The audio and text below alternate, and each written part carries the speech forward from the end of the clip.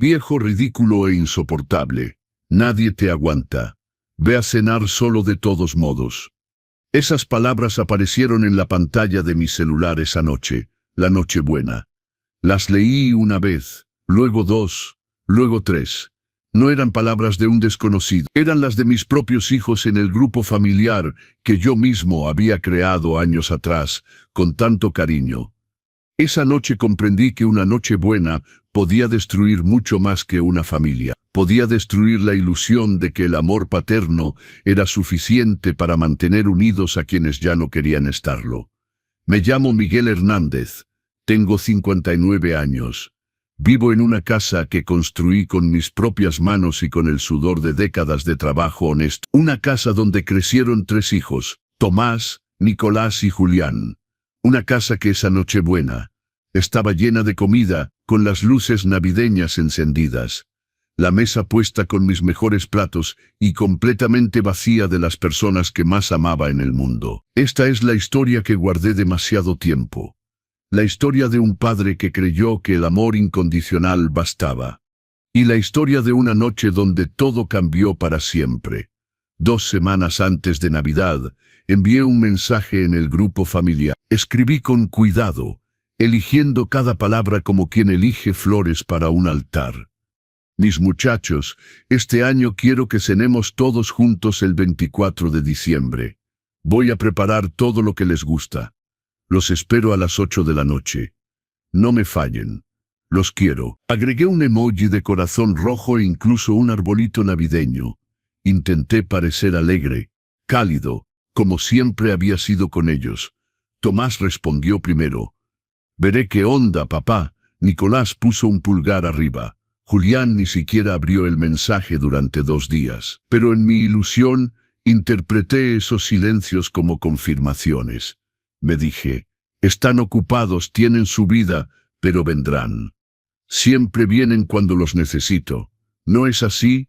Compré todo con semanas de anticipación. Fui al mercado de la Merced muy temprano, una mañana de diciembre, cuando el aire todavía estaba fresco y las calles olían a pan dulce y frutas de temporada. Elegí el mejor bacalao que encontré. Compré chiles, nueces, granadas para los chiles en nogada. Compré el relleno que Tomás adoraba, las especias que Nicolás prefería para la carne y los ingredientes para hacer las galletas navideñas que Julián comía desde pequeñito. Gasté más de lo que debía, pero no me importaba. Era Navidad, era mi familia.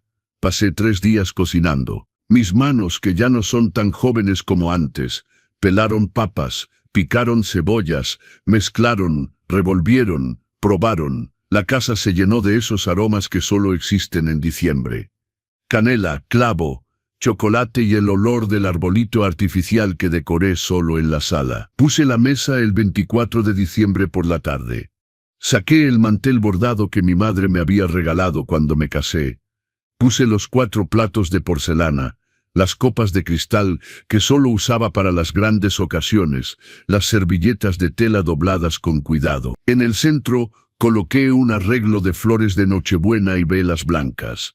Todo estaba perfecto. Me puse mi mejor guayabera, una color vino que Tomás me había regalado hace años. Arreglé mi cabello, me afeité de cerca, me puse un poco de loción. Quería verme presentable para ellos. Quería que al llegar se sintieran orgullosos de su padre. A las 7:30 de la noche, la casa estaba lista.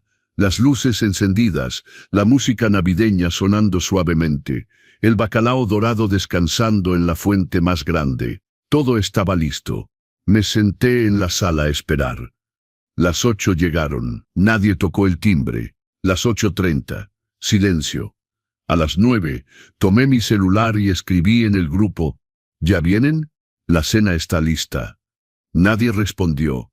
A las 9:30 llamé a Tomás. Sin respuesta. Llamé a Nicolás. Buzón de voz. Llamé a Julián. Rechazó la llamada inmediatamente. A las 10 de la noche comprendí algo terrible. No iban a venir. Me levanté del sillón, caminé hasta la mesa. Observé todo lo que había preparado con tanto amor, y en ese momento sentí un frío recorrer mi pecho. Todavía no era tristeza, era incredulidad. Tomé mi celular nuevamente. Entré al grupo familiar y fue ahí cuando lo vi. Había una conversación paralela, un grupo que habían creado sin mí. Alguien por error había enviado un mensaje en el grupo equivocado. Era Julián. ¿En serio tenemos que ir a cenar con él? Siempre es lo mismo. Nos hace sentir culpables si no vamos. Nicolás había respondido: yo ya tengo planes, que se enoje si quiere. Y Tomás, mi hijo mayor, el que siempre había sido el más tranquilo, había escrito: viejo ridículo e insoportable.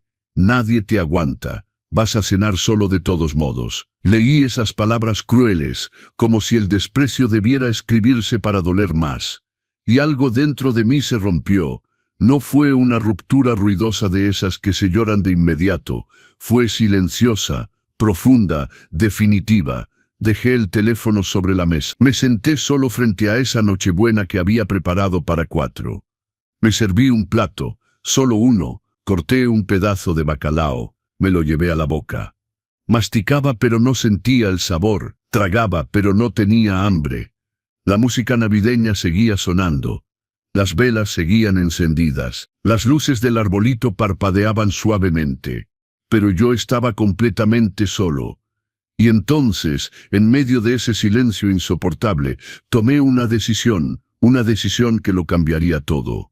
A veces confiamos demasiado en quienes no deberíamos. Ustedes también han sido decepcionados por alguien que amaban, ¿verdad? Si esta historia los está tocando, consideren suscribirse al canal para no perderse el desenlace. Hay recuerdos que duelen más cuando son hermosos porque contrastan con lo que vino después, porque nos obligan a preguntarnos en qué momento todo comenzó a derrumbarse. Antes de esa terrible Nochebuena, hubo años de risas, de abrazos, de una familia que parecía inquebrantable. Recuerdo cuando nació Tomás. Era un jueves de abril, hace 35 años. Yo tenía 20. Era tan joven, tan lleno de sueños. Mi esposa Rosa tomó mi mano en el hospital y me dijo: vamos a darle todo lo que nosotros no tuvimos. Y cumplimos esa promesa. Trabajamos día y noche para que nuestros hijos nunca conocieran el hambre que nosotros conocimos de niños. Tomás era un bebé tranquilo, de ojos oscuros y manitas que se aferraban a mi dedo como si fuera su única certeza en el mundo. Le cantaba canciones de cuna mientras lo mecía en mis brazos. Preparaba sus papillas caseras, cosía su ropa cuando no teníamos dinero para comprar nueva. Era mi primogénito, mi orgullo. 2 años después llegó Nicolás, y con él el caos.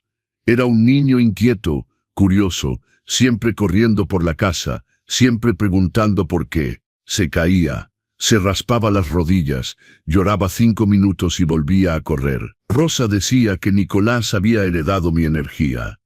Yo decía que había heredado la terquedad de su madre. Ambos teníamos razón, y 5 años después, cuando pensaba que mi familia ya estaba completa, llegó Julián, mi Benjamín, de ojos claros y risa contagiosa. Lo recibí con lágrimas de felicidad. La última pieza de mi rompecabezas. Vivíamos en un departamento pequeño en aquella época. 2 recámaras, un baño, una cocina donde apenas cabía la mesa. Pero en ese humilde espacio, mis hijos crecieron rodeados de amor. Los domingos hacíamos carne asada en el balcón. Los sábados veíamos películas juntos, apretados en el único sofá que teníamos. Por las noches antes de dormir, les leía historias mientras se peleaban por quién dormía más cerca de mí. Éramos felices. Rosa trabajaba en la construcción. Salía al amanecer y regresaba al anochecer con las manos callosas y la ropa cubierta de polvo. Pero siempre llegaba con una sonrisa. Siempre nos abrazaba antes de irse a bañar. Siempre nos hacía sentir que todo estaría bien. Yo trabajaba como velador de edificios. Limpiaba oficinas y no me avergonzaba. Limpiaba edificios, departamentos, casas enormes de gente que tenía más dinero del que sabía gastar. Me levantaba a las 5 de la mañana, preparaba el café para los niños, tomaba 2 microbuses para llegar a mi primer trabajo del día. Regresaba a mediodía, preparaba la comida, ayudaba a los niños con sus tareas. Luego salía a limpiar otro edificio por la tarde. Mis manos siempre olían a cloro. Mis rodillas siempre me dolían de tanto tallar los pisos, pero nunca me quejé, porque cada peso que ganaba era para ellos. Para que Tomás pudiera estudiar, para que Nicolás tuviera sus útiles escolares, para que Julián pudiera ir a las clases de fútbol, que tanto lo emocionaban. Nunca les faltó lo esencial. Cuando Tomás cumplió 15 años, quería una moto. No teníamos el dinero. Rosa y yo trabajamos doble turno durante 3 meses. Dejamos de comprar carne. Remendé mi ropa vieja en lugar de comprar nueva. Ahorramos cada centavo y el día de su cumpleaños le regalamos esa moto roja con la que tanto soñaba. Lloró de alegría, me abrazó tan fuerte que creí que me rompería las costillas. «Eres el mejor padre del mundo», me dijo. Nicolás quería ser futbolista. No teníamos para pagar una escuela cara.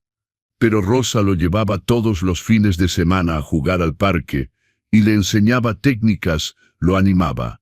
Yo lavaba su uniforme a mano después de cada partido, aunque regresara empapado en lodo. Lo veía correr en esa cancha improvisada y sentía que todo mi cansancio valía la pena.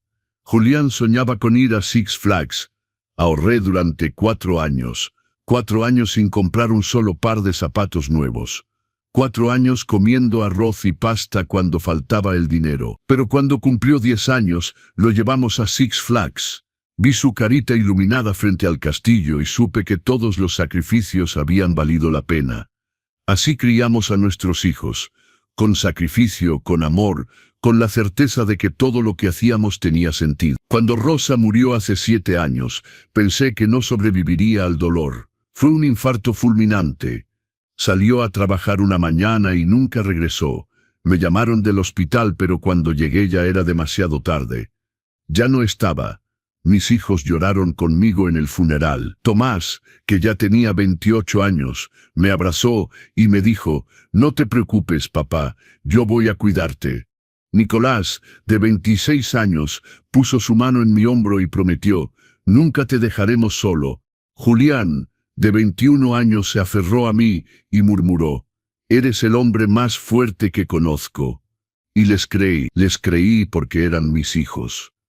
Porque los había criado con valores, porque les había enseñado a honrar a sus padres, a ser agradecidos, a recordar de dónde venían. Durante los primeros meses después de la muerte de Rosa, estuvieron presentes. Tomás venía los domingos a reparar cosas de la casa que se rompían. Nicolás me llevaba al mercado. Julián me visitaba entre semana y me ayudaba con la limpieza. Pero poco a poco, las visitas se fueron espaciando. Tomás consiguió un ascenso en el trabajo. Empezó a viajar mucho. Sus visitas pasaron de semanales a mensuales. Nicolás se casó con una mujer que nunca me miró con afecto. Desde el principio sentí su frialdad, pero no dije nada. No quería causar problemas. Las visitas se volvieron esporádicas. Siempre tenía una excusa: el trabajo, el tráfico, las obligaciones sociales. Julián se fue a vivir a otra ciudad por el trabajo. Hablábamos por teléfono, pero ya no era lo mismo. Esas llamadas eran breves, apresuradas, siempre interrumpidas por algo más importante. Seguí trabajando. Limpié oficinas hasta los 55 años, cuando mi espalda ya no aguantó más. Pero había ahorrado, había sido prudente. Compré esta casa más grande hace 10 años cuando Rosa todavía vivía. La puse a mi nombre, se convirtió en mi refugio después de su muerte. También compré 3 autos usados, pero en buen estado, uno para cada hijo. Los puse a mi nombre porque quería garantizar que los cuidaran, que supieran que era un regalo valioso. Les dije: «Estos autos son suyos, pero están a mi nombre. Por si algún día necesitan venderlos o si pasa algo legal, es para protegerlos». Nunca imaginé que esa decisión se volvería tan importante. Mis hijos crecieron, se hicieron adultos, formaron sus vidas, y yo, poco a poco, me convertí en una sombra. En alguien a quien llamaban solo cuando necesitaban algo: dinero para una factura, ayuda con los nietos que nunca me dejaban ver más de 1 hora, un favor rápido que yo siempre cumplía sin hacer preguntas.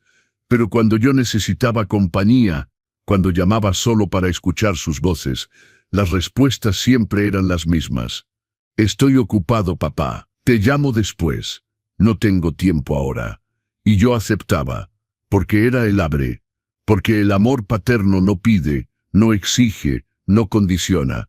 O eso creía. Las grietas en una familia no aparecen de la noche a la mañana. Se forman lentamente, como filtraciones en una pared vieja. Al principio son tan finas que no las ves, pero están ahí, creciendo, esperando el momento de convertirse en abismos. La primera vez que sentí que algo cambiaba fue hace 3 años, en el cumpleaños de Tomás. Había preparado su pastel favorito, un pastel de 3 leches que le encantaba desde pequeño. Llamé para preguntar a qué hora podía pasar a dejárselo. Mejor no vengas, papá, me dijo con una voz extraña, distante. Lo vamos a celebrar con los cuates. Ya sabes, ambiente entre adultos. Como si yo fuera un niño, como si mi presencia avergonzara a mi propio hijo. Tragué saliva. No quise pelear. Está bien, mijo. Paso mañana entonces. Mejor te hablo cuando tenga tiempo, respondió. Y colgó. Nunca llamó. El pastel se quedó en mi refrigerador una semana. Me lo comí solo, un pedazo cada noche mirando las fotos viejas de cuando Tomás era pequeño. En esas fotos me abrazaba con esa sonrisa enorme sin sus dientes de enfrente, con los ojos brillantes de amor puro. ¿En qué momento ese niñito se había transformado en un hombre que no quería verme? 2 meses después, Nicolás me invitó a comer. Estaba emocionado. Hacía tanto que no compartíamos una comida. Me vestí bien. Me puse mi mejor chamarra. Llegué puntual al restaurante que había elegido. Pero cuando llegué, entendí por qué me había invitado. Papá, necesito que me prestes dinero, dijo antes de que el mesero trajera la carta. Son 100,000 pesos. Es urgente. Tengo una oportunidad de negocio y necesito el capital. 100,000 pesos. Era todo lo que me quedaba de ahorros después de pagar los gastos del mes. ¿Y cuándo me lo devolverías?, pregunté sin querer sonar desconfiado. En 6 meses, te lo prometo, papá. Es una inversión segura. Algo dentro de mí me advirtió que no lo hiciera. Pero era mi hijo, mi Nicolás. El niñito inquieto que había cargado en mis brazos, que había cuidado cuando estaba enfermo, que había alimentado con mis propios esfuerzos. Di el dinero. Han pasado 3 años. Nunca me devolvió ni un peso. Cuando pregunto siempre tiene una excusa. Los negocios están lentos. Estoy esperando un pago. Pronto te deposito. Pero el dinero nunca llega. Y las llamadas de Nicolás tampoco. Solo me busca cuando necesita otra cosa. Con Julián fue diferente. Más sutil, más doloroso. Un sábado por la tarde hace 2 años, reuní el valor para visitarlo sin avisar. Vivía en un bonito departamento en La Condesa. Toqué el timbre con un plato de mole que había hecho esa mañana. Pensando en sorprenderlo, abrió la puerta a medias. No me invitó a pasar. «Papá, ¿qué haces aquí?», preguntó en un tono que mezclaba sorpresa con incomodidad. «Te traje mole, mijo. Pensé que podríamos comer juntos». «Es que tengo visitas», dijo mirando hacia atrás. Escuché risas adentro, risas masculinas. «No es buen momento, solo un ratito», insistí. Necesitaba tanto estar con él.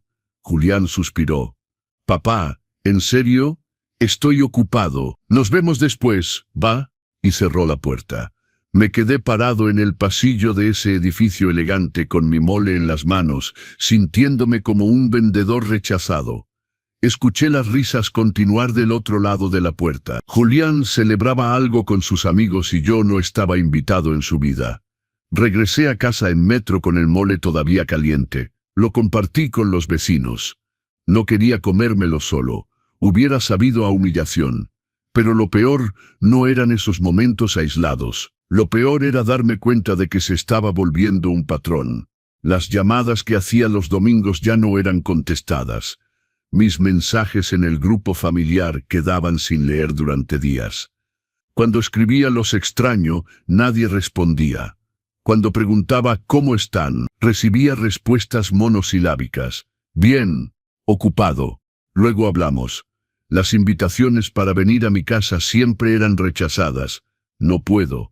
Tengo trabajo. Ese día tengo una cita. Otra vez será. Pero esa otra vez nunca llegaba. Me di cuenta de que solo me buscaban cuando necesitaban algo. Tomás me llamaba cuando necesitaba que cuidara a su hijo, mi nietecito de 6 años, porque la niñera había fallado. Lo dejaba a las 7 de la mañana y venía por él a las 9 de la noche sin siquiera preguntarme si yo tenía planes. Yo dejaba todo para cuidar a ese hermoso niñito. Preparaba su comida favorita, jugaba con él, le contaba historias, y cuando Tomás venía por él, apenas me daba las gracias. Se lo llevaba y no volvía a llamar hasta la siguiente emergencia. Nicolás me buscaba cuando necesitaba que firmara papeles del auto que estaba a mi nombre. Solo es administrativo, papá. Firma aquí. Yo firmaba sin leer, confiando en él. ¿Qué más podía hacer? Era mi hijo. Julián me llamaba cuando necesitaba desahogarse, pero no para escucharme, solo para descargarse. Hablaba durante 1 hora de sus problemas en el trabajo, de sus frustraciones, de sus decepciones amorosas. Yo escuchaba pacientemente, daba mi opinión cuando la pedía, pero cuando intentaba compartir algo de mi vida, de mi soledad, siempre encontraba una forma de cortar la conversación. «Hey, papá, me están llamando del trabajo. Luego hablamos». El luego nunca llegaba. Me había convertido en una comodidad. Alguien útil pero no alguien amado. Y lo más triste es que yo seguía justificándolos. «Están ocupados», me decía. «Tienen su propia vida. Es normal, los jóvenes de hoy son así, más independientes». Pero en el fondo, muy en el fondo, conocía la verdad. Sabía que algo se había roto, que el amor que les había dado durante décadas no era recíproco, que me estaba volviendo invisible para las 3 personas que más amaba en el mundo. Comencé a sentirme solo, profundamente solo. No era la soledad de no tener a nadie alrededor, era peor. Era la soledad de tener hijos vivos, saludables, que tenían éxito y sentir que no contabas para ellos. Intenté hablar. De verdad lo intenté. Un domingo por la tarde hace 1 año, logré reunir a los 3 en mi casa.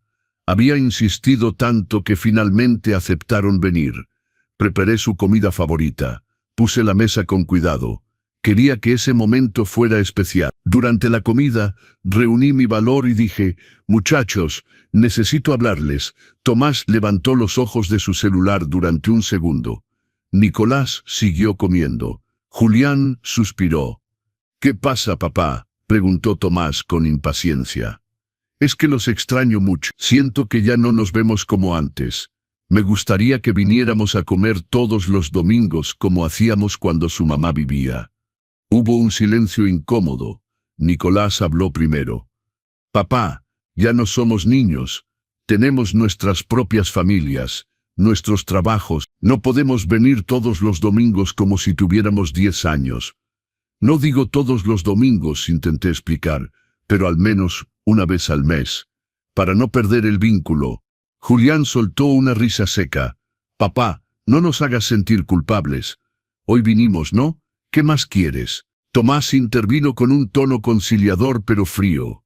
«Papá, entiendo que estés solo, pero no podemos llenar ese vacío. Cada quien tiene su vida. Deberías hacerte de amigos, salir, hacer algo. No puedes depender de nosotros para ser feliz». Sus palabras me golpearon como piedras. No respondí, solo asentí con la cabeza. Terminamos de comer en silencio. Se fueron 1 hora después, cada uno con una excusa diferente. Esa noche lloré en mi cama. Lloré como no había llorado desde la muerte de Rosa, porque comprendía algo terrible. Mis hijos me veían como una carga, como alguien dependiente, pegajoso, molesto, yo que había sacrificado mi juventud por ellos. Yo que había trabajado hasta que mi cuerpo ya no aguantó para darles una vida digna. Yo que nunca había pedido nada a cambio excepto un poco de tiempo, un poco de amor. Pero para ellos era demasiado. Después de esa conversación, dejé de insistir. Dejé de llamar tan seguido. Dejé de escribir en el grupo familiar. Esperé a que me buscaran. Pasaron semanas, luego meses. Nadie me buscó, excepto cuando necesitaban algo. Y así llegó diciembre. Llegó esta Navidad, donde decidí hacer un último intento, un último esfuerzo por recuperar a mi familia. Les escribí con 2 semanas de anticipación. Supliqué sin decir que suplicaba. Abrí mi corazón con ese mensaje inocente. Los espero a las 8 de la noche. No me fallen. Los quiero. Y respondieron con indiferencia, con emojis vacíos, con silencios. Debí haberlo comprendido. Debí haberme dado cuenta de que ya no les importaba. Pero el corazón de un padre siempre espera, siempre cree, siempre perdona antes de que haya algo que perdonar. Y esa esperanza estuvo a punto de destruirme. ¿Ustedes qué hubieran hecho en mi lugar? Piénsenlo. Si les gusta este tipo de historias de vida, suscríbanse al canal para recibir más contenido así. Dejen en los comentarios de qué ciudad nos están viendo. Hay una mentira que nosotros los padres nos contamos. Una mentira peligrosa que repetimos como un mantra cada vez que nuestros hijos nos lastiman. No lo hacen a propósito. Solo están ocupados. Solo están pasando por un momento difícil. Solo necesitan tiempo. Repetí esa mentira durante años. Cada vez que Tomás cancelaba una visita a último momento, me decía, está estresado por el trabajo. Es buen hijo. Solo necesita espacio. Cada vez que Nicolás me pedía dinero y nunca lo devolvía, justificaba, está pasando por dificultades financieras. Me pagará cuando pueda. Es solo temporal. Cada vez que Julián colgaba bruscamente o rechazaba mis invitaciones, pensaba, tiene su propia vida ahora. Es independiente. Está bien. Lo eduqué para ser fuerte. Me convertí en experto en inventar excusas para ellos, en minimizar mi dolor, en transformar cada grosería en algo comprensible, justificable, algo que podía sosotar si solo era más paciente, más comprensivo, más flexible.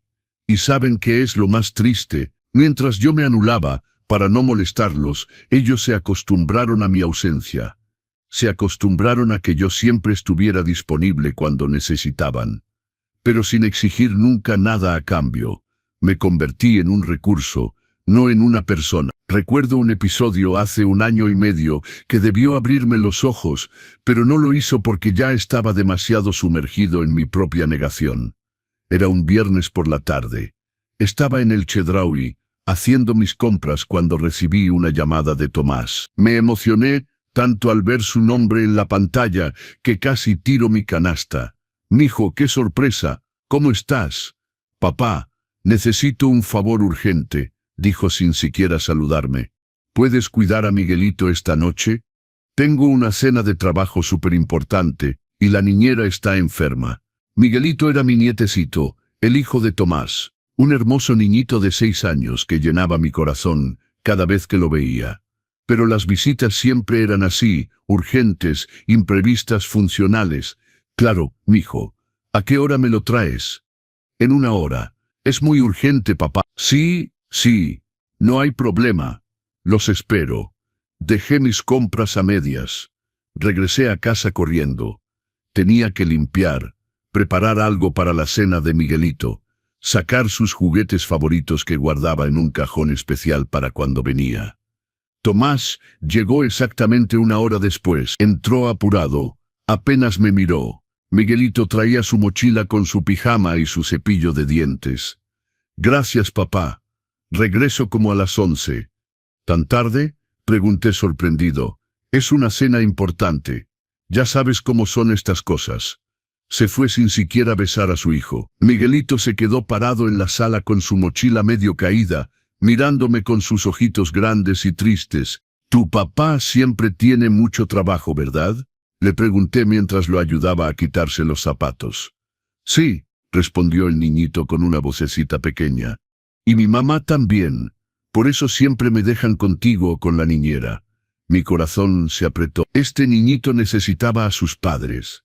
Pero ellos estaban demasiado ocupados construyendo su carrera, su estatus, su vida perfecta de adultos exitosos. Esa noche jugamos con carritos. Cenamos quesadillas con jamón. Vimos una película de dinosaurios que le encantaba. Miguelito se quedó dormido en mis piernas a las 9 de la noche. Lo cargué hasta mi cama. Lo arropé con cuidado. Besé su frente. Las 11 llegaron. Tomás no vino. Medianoche nada. La 1 de la mañana silencio. Llamé. No contestó. Escribí. No contestó. A las 2 de la mañana recibí un mensaje. Perdón, papá. La cena se alargó. ¿Puedes quedártelo hasta mañana? Paso como a las 10. No me preguntó. Me informó. Respondí. Está bien, mijo. Duerme tranquilo. Pero no estaba bien. Tenía cita médica a las 9 el sábado por la mañana. Una cita que había esperado 3 meses para revisar una molestia en el pecho que me preocupaba. Cancelé la cita porque mi nietecito me necesitaba. Porque Tomás me necesitaba. ¿Y qué pasó? Tomás llegó a las 2 de la tarde, no a las 10. A las 2 de la tarde, entró riendo por teléfono, oliendo a perfume caro. Cuando colgó me dijo, gracias papá. La cena estuvo excelente. Creo que vamos a cerrar el contrato. Qué bueno, mijo. Respondí intentando sonreír. Y luego fuimos a un bar con el cliente. La noche estuvo genial. Después fue a un bar mientras su hijo dormía en casa de su abuelo. Mientras su padre cancelaba su cita médica para cuidar del niñito que había dejado con pretexto de trabajo urgente. Pero no dije nada, sonreí, lo abracé, dije, me da gusto que te vaya bien. Tomás tomó a Miguelito de la mano y se fue. Ni siquiera me dio dinero para la comida, ni siquiera me agradeció de verdad. Solo un beso rápido en la mejilla y desapareció.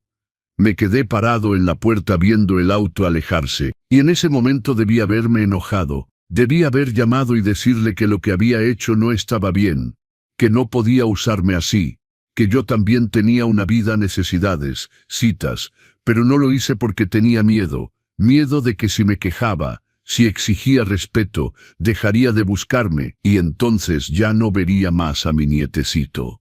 Ya no escucharía la voz de mi hijo. Entonces tragué mi enojo, tragué mi decepción, y seguí siendo el padre comprensivo, disponible, incondicional. Con Nicolás fue peor porque Nicolás había aprendido que podía manipularme emocionalmente. Hace 8 meses, Nicolás llegó a mi casa un domingo por la tarde. No había avisado, solo tocó el timbre. Y cuando abrí, lo vi ahí con una sonrisa extraña, una sonrisa que ya conocía. Era la sonrisa que ponía cuando necesitaba algo. «Papá, qué gusto verte», me dijo abrazándome con esa efusión falsa que dolía más que su indiferencia. «Mijo, pasa, ¿quieres un café?» «Sí, por favor».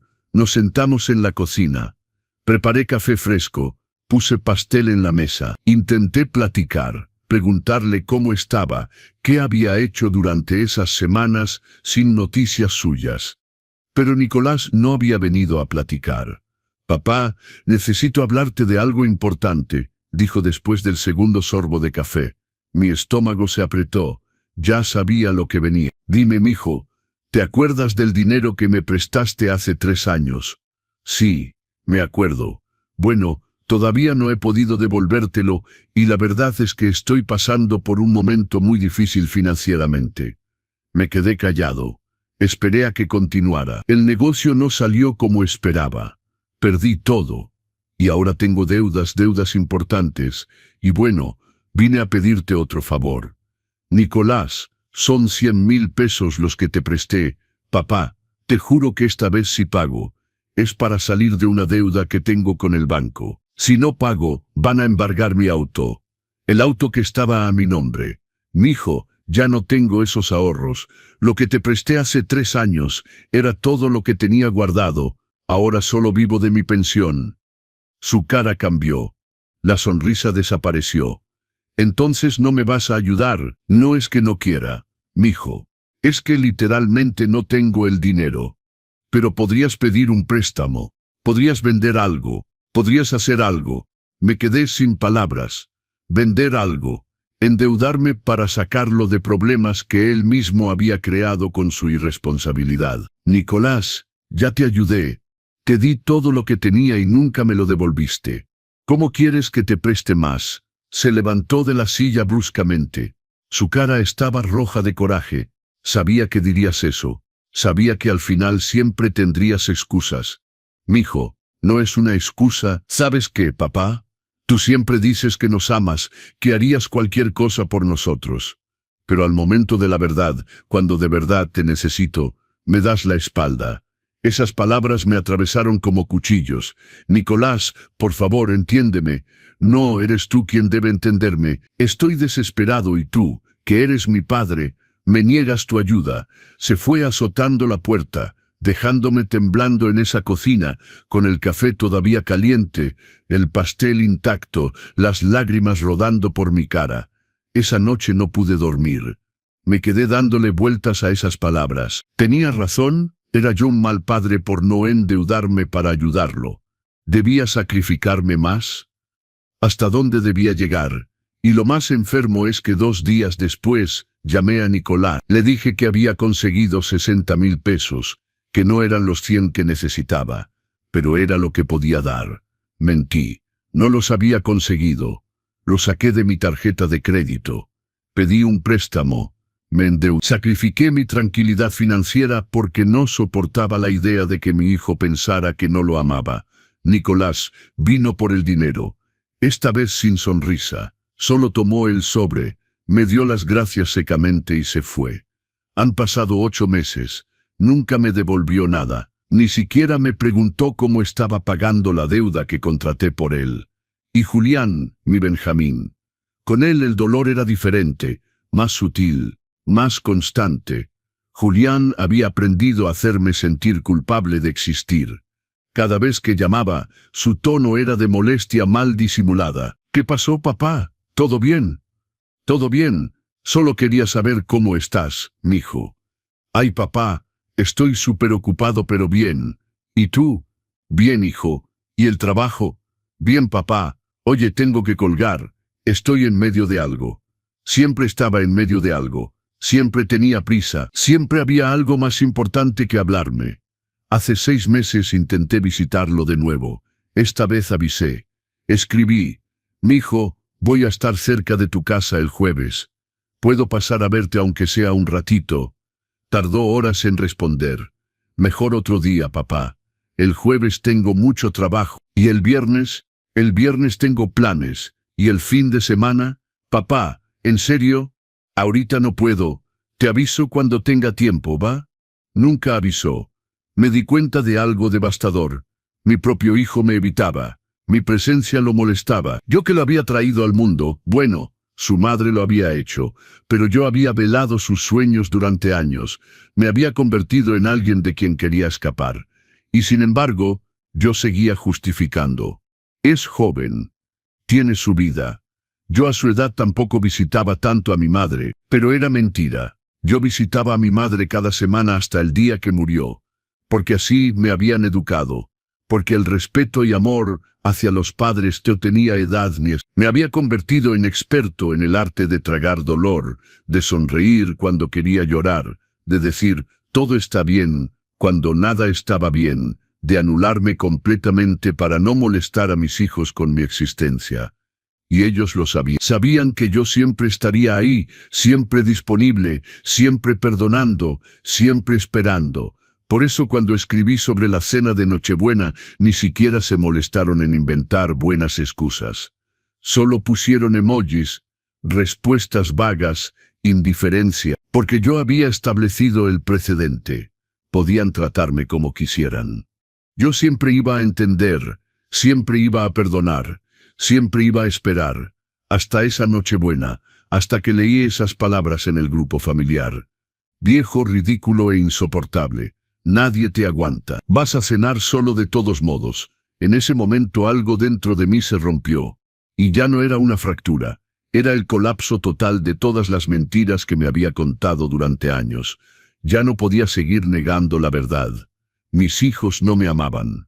Me toleraban, me usaban, pero no me amaban. Y esa verdad, aunque devastadora, me liberó. Si esta historia los ha tocado, dejen su like y suscríbanse para ver cómo termina todo. Los leo en los comentarios.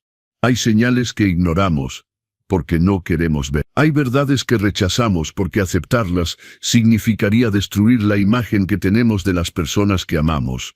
Yo había ignorado demasiadas señales, pero todas estaban ahí, esperando el momento de revelarse.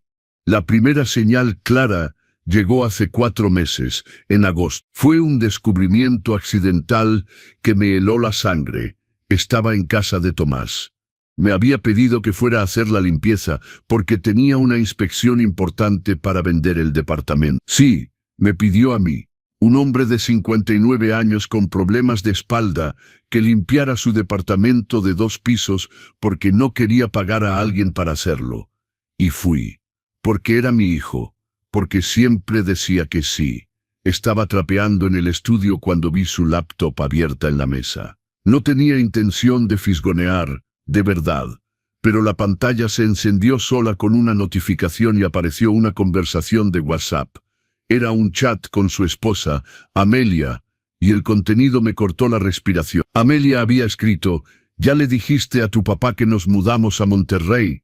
Tomás había respondido: «No, y no se lo voy a decir hasta el último momento. Ya sabes cómo es. Va a empezar con el drama de que no va a ver a Miguelito, que lo abandonamos, bla bla. Es cierto, aunque no va a ver a su nieto tan seguido. Ay, por favor, apenas lo ve ahora, siempre está pidiendo que se lo llevemos. Pero se cansa rápido y nos llama para que lo recojamos antes». Era mentira. Una mentira cruel. Yo nunca me cansaba de Miguelito. Eran ellos los que venían a recogerlo antes, porque tenían planes, salidas, cenas, vidas perfectas de pareja exitosa. Pero Tomás decía eso. Seguí leyendo con las manos temblando. Además, continuó Tomás, no es como si le debiéramos mucho. Viene cuando necesitamos algo y ya. No le debemos nada más. No le debemos nada más. Esas 4 palabras se grabaron en mi cerebro como hierro al rojo vivo. Nada más. 35 años de noches sin dormir, de sacrificios, de amor incondicional. Era nada más. Amelia respondió: «Tienes razón. De todos modos, cuando nos mudemos será un alivio no tenerlo encima». Cerré la laptop. Mis manos sudaban. El trapeador se cayó al piso. Me senté en el suelo de ese estudio, rodeado de muebles caros que mi hijo había comprado con el dinero que ganaba en su trabajo exitoso. Y lloré en silencio. No lloré de tristeza, lloré de coraje, de impotencia, de humillación. Terminé de limpiar esa casa como un robot. Cada movimiento era mecánico. Cuando terminé, le escribí a Tomás: «Ya terminé, todo está limpio». Respondió 3 horas después: «Ok, papá, ni siquiera un gracias. Solo ok». No dije nada sobre lo que había leído. ¿Para qué? Ya sabía lo que pensaba de mí. Ya sabía que me veía como una carga, como alguien molesto, como alguien de quien quería deshacerse. 2 semanas después descubrí algo peor. Era un sábado por la mañana. Estaba revisando mis correos cuando llegó una notificación del banco. Era sobre el auto de Nicolás, el que estaba a mi nombre. Multas sin pagar. 47 infracciones sin pagar. Total adeudado, 44,600 pesos, 44.600 pesos en multas. 47 infracciones. Llamé a Nicolás inmediatamente. Sonó 5 veces antes de contestar. «Bueno, Nicolás, acabo de recibir un correo del banco. Tienes 44,600 pesos de multas sin pagar». Hubo un silencio largo. «Ah, sí. Se me olvidó decirte». «¿Se te olvidó? Son casi 50 multas, ¿cómo es posible?» «Nicolás, relájate, papá. Son multas viejas. Las voy a pagar». «¿Cuándo, Nicolás? El auto está a mi nombre. Si no pagas, mi nombre es el que se va a manchar». «Ya sé, papá. No seas dramático. Ya te dije que voy a pagar». «¿Con qué dinero?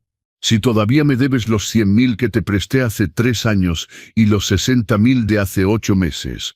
Su voz cambió. Se puso dura, fría. ¿Sabes qué? Ya me tienes harto. Siempre es lo mismo. Te presté, me debes, ¿cuándo pagas? ¿No se supone que debes ayudar a tu hijo sin esperar nada a cambio? Me quedé mudo. No, papá, en serio, estás obsesionado con el dinero, por eso nadie quiere estar contigo, porque siempre te haces la víctima amargada que reclama favores. Y colgó. Me quedé con el teléfono en la mano, temblando de pies a cabeza. No podía creer lo que acababa de escuchar. Yo no reclamaba favores, defendía lo poco que me quedaba. Pero para él, yo era el malo. Yo era el papá que se atrevía a recordar sus deudas. Pasé 3 días sin dormir pensando en esa conversación. ¿Era yo el problema? Era dramático, amargado, obsesionado. Y entonces recordé algo que había escuchado hace meses, pero que no había querido procesar. Era en mayo, había ido al Soriana cerca de casa de Julián. Estaba en la fila de la caja cuando escuché voces familiares detrás de mí. Me di vuelta y vi a Julián con 2 amigos. No me había visto. Uno de los amigos preguntó, ¿y tu jefe cómo está? Julián suspiró con un dramatismo exagerado. Ahí anda, pegajoso como siempre. No entiende que ya crecí, que ya tengo mi vida. Todo el tiempo me habla, me manda mensajes, es cansado. Los amigos se rieron.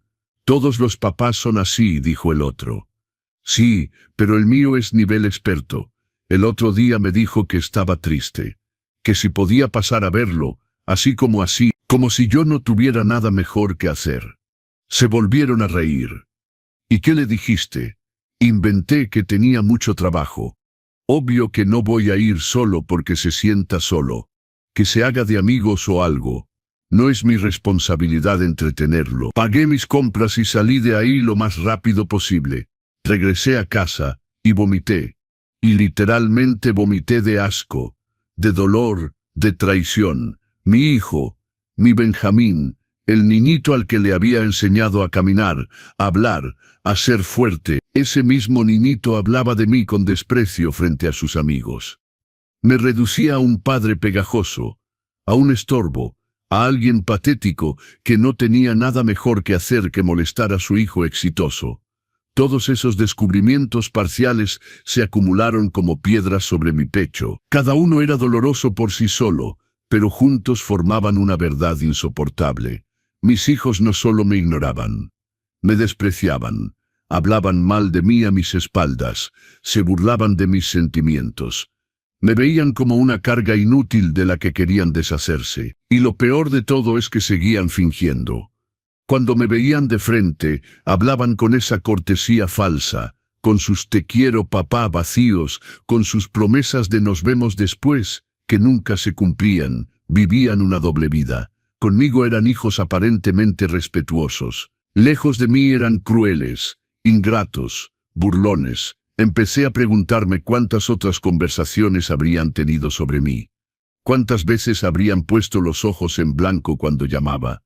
Cuántas veces habrían suspirado de fastidio al ver mi nombre en sus pantallas. Me sentía como un idiota, un viejo padre ilusionado que había creído que el amor paterno bastaba para mantener unida a una familia. Pero no bastaba, nunca había bastado. Ellos habían crecido, habían formado sus propias vidas. Y en esas vidas, yo ya no cabía. Era un estorbo, una reliquia del pasado que les recordaba sus orígenes humildes, sus obligaciones morales, sus deudas emocionales, y esa deuda, obviamente, no querían pagarla. Hace 3 meses hice algo que nunca había hecho. Releí mi testamento. Lo había hecho años atrás cuando Rosa murió. En ese testamento dejaba todo dividido equitativamente entre mis 3 hijos. La casa, mis ahorros, mis cosas. Especificaba también que los 3 autos que estaban a mi nombre les pertenecían oficialmente. Al leer ese documento sentí una mezcla de tristeza y coraje. ¿De verdad iba a dejarles todo después de cómo me trataban? Después de la humillación constante, el desprecio, el olvido, guardé el testamento en el cajón. No hice nada con él todavía, pero algo había cambiado dentro de mí. Una semilla de coraje había comenzado a germinar. Ya no era solo dolor, ya no era solo tristeza, era indignación. porque no merecía esto. Nadie merecía esto. No importaba cuánto me hubiera sacrificado por ellos. No podía obligarlos a amar, pero tampoco tenía que seguir sometiéndome a su crueldad. Y entonces llegó diciembre. Llegó Navidad. Llegó mi último intento de recuperar a mi familia. Les escribí con semanas de anticipación. Invité con toda mi alma. Preparé esa Nochebuena con todo mi corazón. Y ellos ni siquiera tuvieron la decencia de inventar una buena mentira. Solo pusieron emojis, respuestas de una palabra, indiferencia total. Debí haberlo sabido, todas las señales estaban ahí. Todos los descubrimientos parciales apuntaban a la misma conclusión. No iban a venir, nunca tuvieron intención de venir. Pero yo, terco como siempre, quise creer que había una posibilidad, una última posibilidad, que recordaran quién era yo, que recordaran todo lo que había hecho por ellos, que el espíritu navideño al menos los hiciera reflexionar. Me equivoqué. El 24 de diciembre a las 10 de la noche, sentado frente a esa mesa llena de comida que nadie iba a comer, leí ese mensaje en el grupo familiar. Ese mensaje que me destruyó y al mismo tiempo me liberó. Viejo, ridículo e insoportable, nadie te aguanta.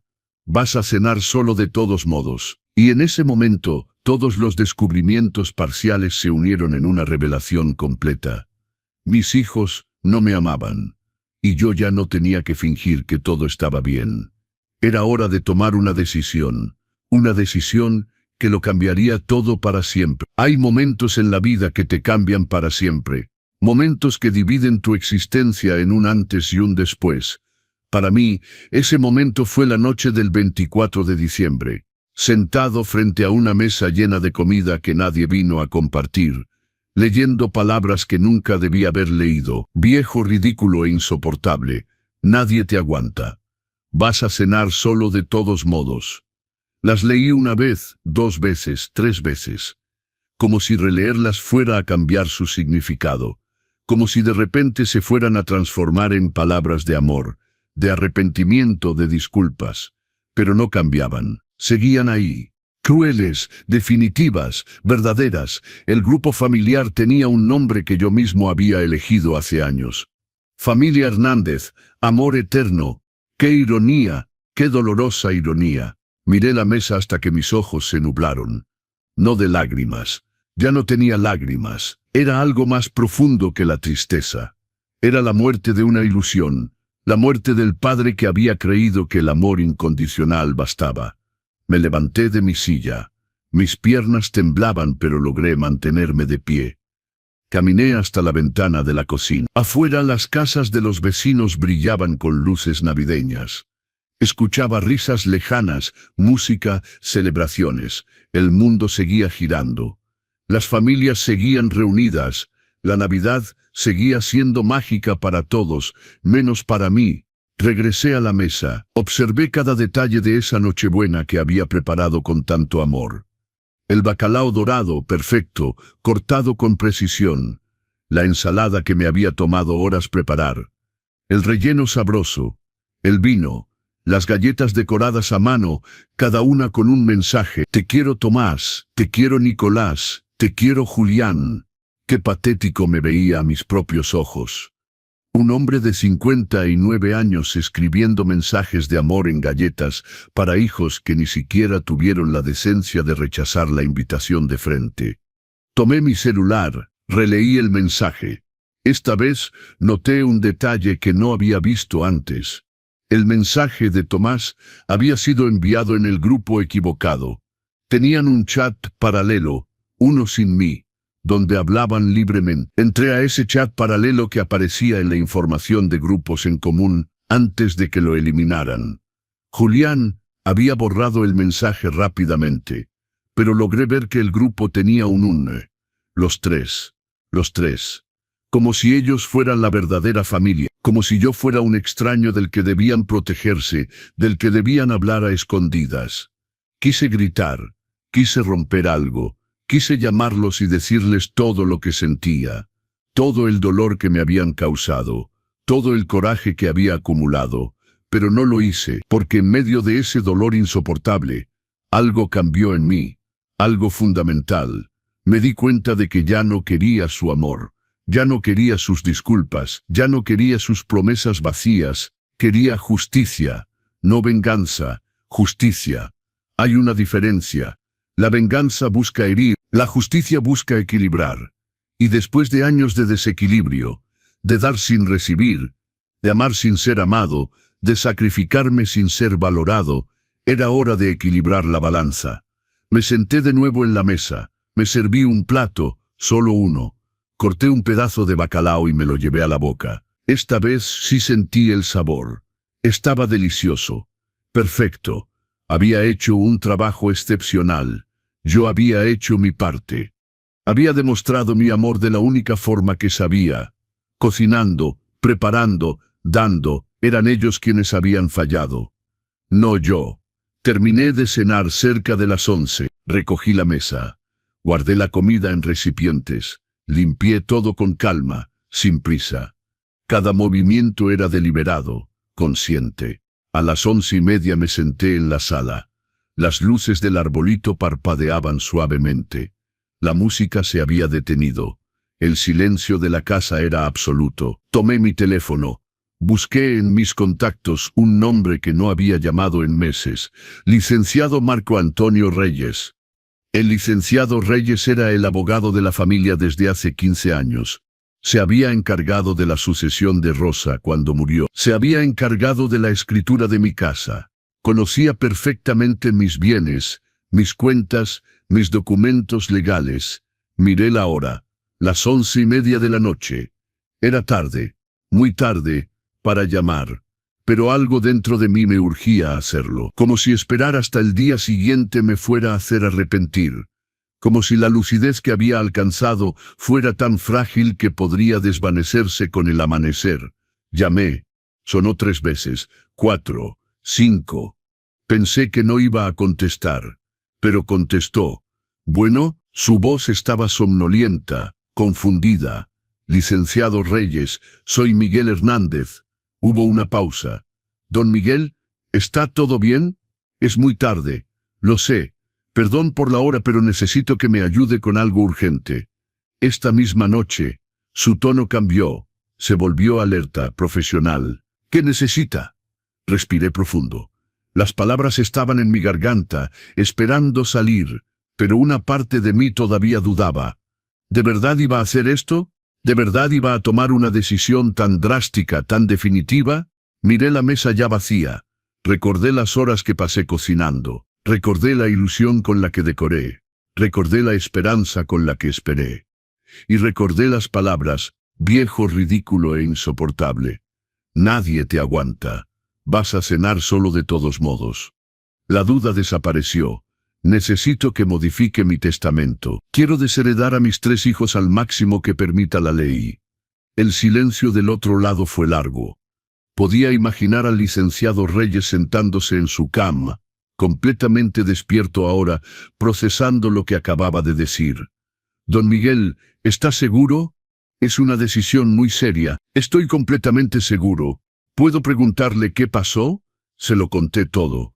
Los años de abandono, los desprecios, las humillaciones, y finalmente la Nochebuena, el mensaje cruel, la certeza de que mis hijos me veían como un estorbo del que querían deshacerse.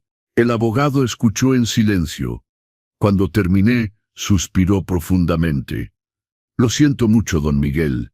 Ningún padre debería pasar por eso. Ya pasó. Ahora solo quiero hacer lo que es justo. Entiendo, pero debes saber que según el derecho mexicano sus hijos son herederos legítimos. Tienen derecho a la legítima sucesoria que representa 2/3 de su patrimonio si tiene 3 hijos. No puedo desheredarlos completamente a menos que exista una causa legal grave como indignidad. Pero es un proceso difícil. Entonces quiero dejarles solo el mínimo obligatorio por ley, y la porción disponible, el tercio restante. Quiero donarlo. De acuerdo, podemos hacer eso. Reducir su parte al mínimo legal y donar el resto. ¿A quién quiere donar? A asociaciones de beneficencia que apoyan a personas mayores en situación de abandono. Perfecto. Puedo preparar el proyecto. Normalmente toma tiempo, pero si es urgente, si necesita tener algo en mano esta noche, algo que confirme que tomó esta decisión, sí, quiero tener algo esta noche. De acuerdo, voy a redactar un documento preliminar. Se lo envío por correo, lo lee, lo imprime y lo firma. Mañana vamos con el notario para formalizarlo todo. Perfecto. Ah, hay otra cosa, licenciado. Mencioné que hay 3 autos a mi nombre que mis hijos usan. Exacto. Lo recuerdo. Quiero que los bloquee. Quiero denunciar su uso indebido. Quiero que sean inmovilizados. Puedo solicitar un bloqueo administrativo y notificar extrajudicialmente la restitución inmediata. Si los detienen en un retén, el auto puede ser retenido si la documentación no está conmigo o si hay una denuncia. Pensé en Nicolás y sus multas. Pensé en Tomás yéndose a Monterrey. Pensé en Julián. Hágalo. Quiero los 3 autos inmovilizados. Entendido. Voy a preparar las notificaciones. Probablemente mañana en la mañana las recibirán. Perfecto. Don Miguel, una última pregunta. ¿Está tomando esta decisión con la mente clara? ¿No ha bebido? ¿No está bajo medicamento? Licenciado, tengo 59 años tomando decisiones. Esta es la más clara de todas. Muy bien, le tengo confianza. Me pongo a trabajar. Le envío el documento en 1 hora. Aquí estaré. Nos vemos mañana a las 10 en su despacho. Ahí estaré. Colgué. Mis manos ya no temblaban. Mi corazón latía con calma. Una calma extraña considerando lo que acababa de hacer. Me levanté del sofá. Fui a la cocina. Me serví una copa de vino. Regresé a la sala y me senté frente al arbolito navideño. Esperando el correo del licenciado Reyes, pensé en mis hijos. Pensé en los niños que habían sido, en los adolescentes llenos de sueños, en los adultos en que se habían convertido. Y me di cuenta de algo que nunca había querido admitir antes. Yo no había fallado como padre.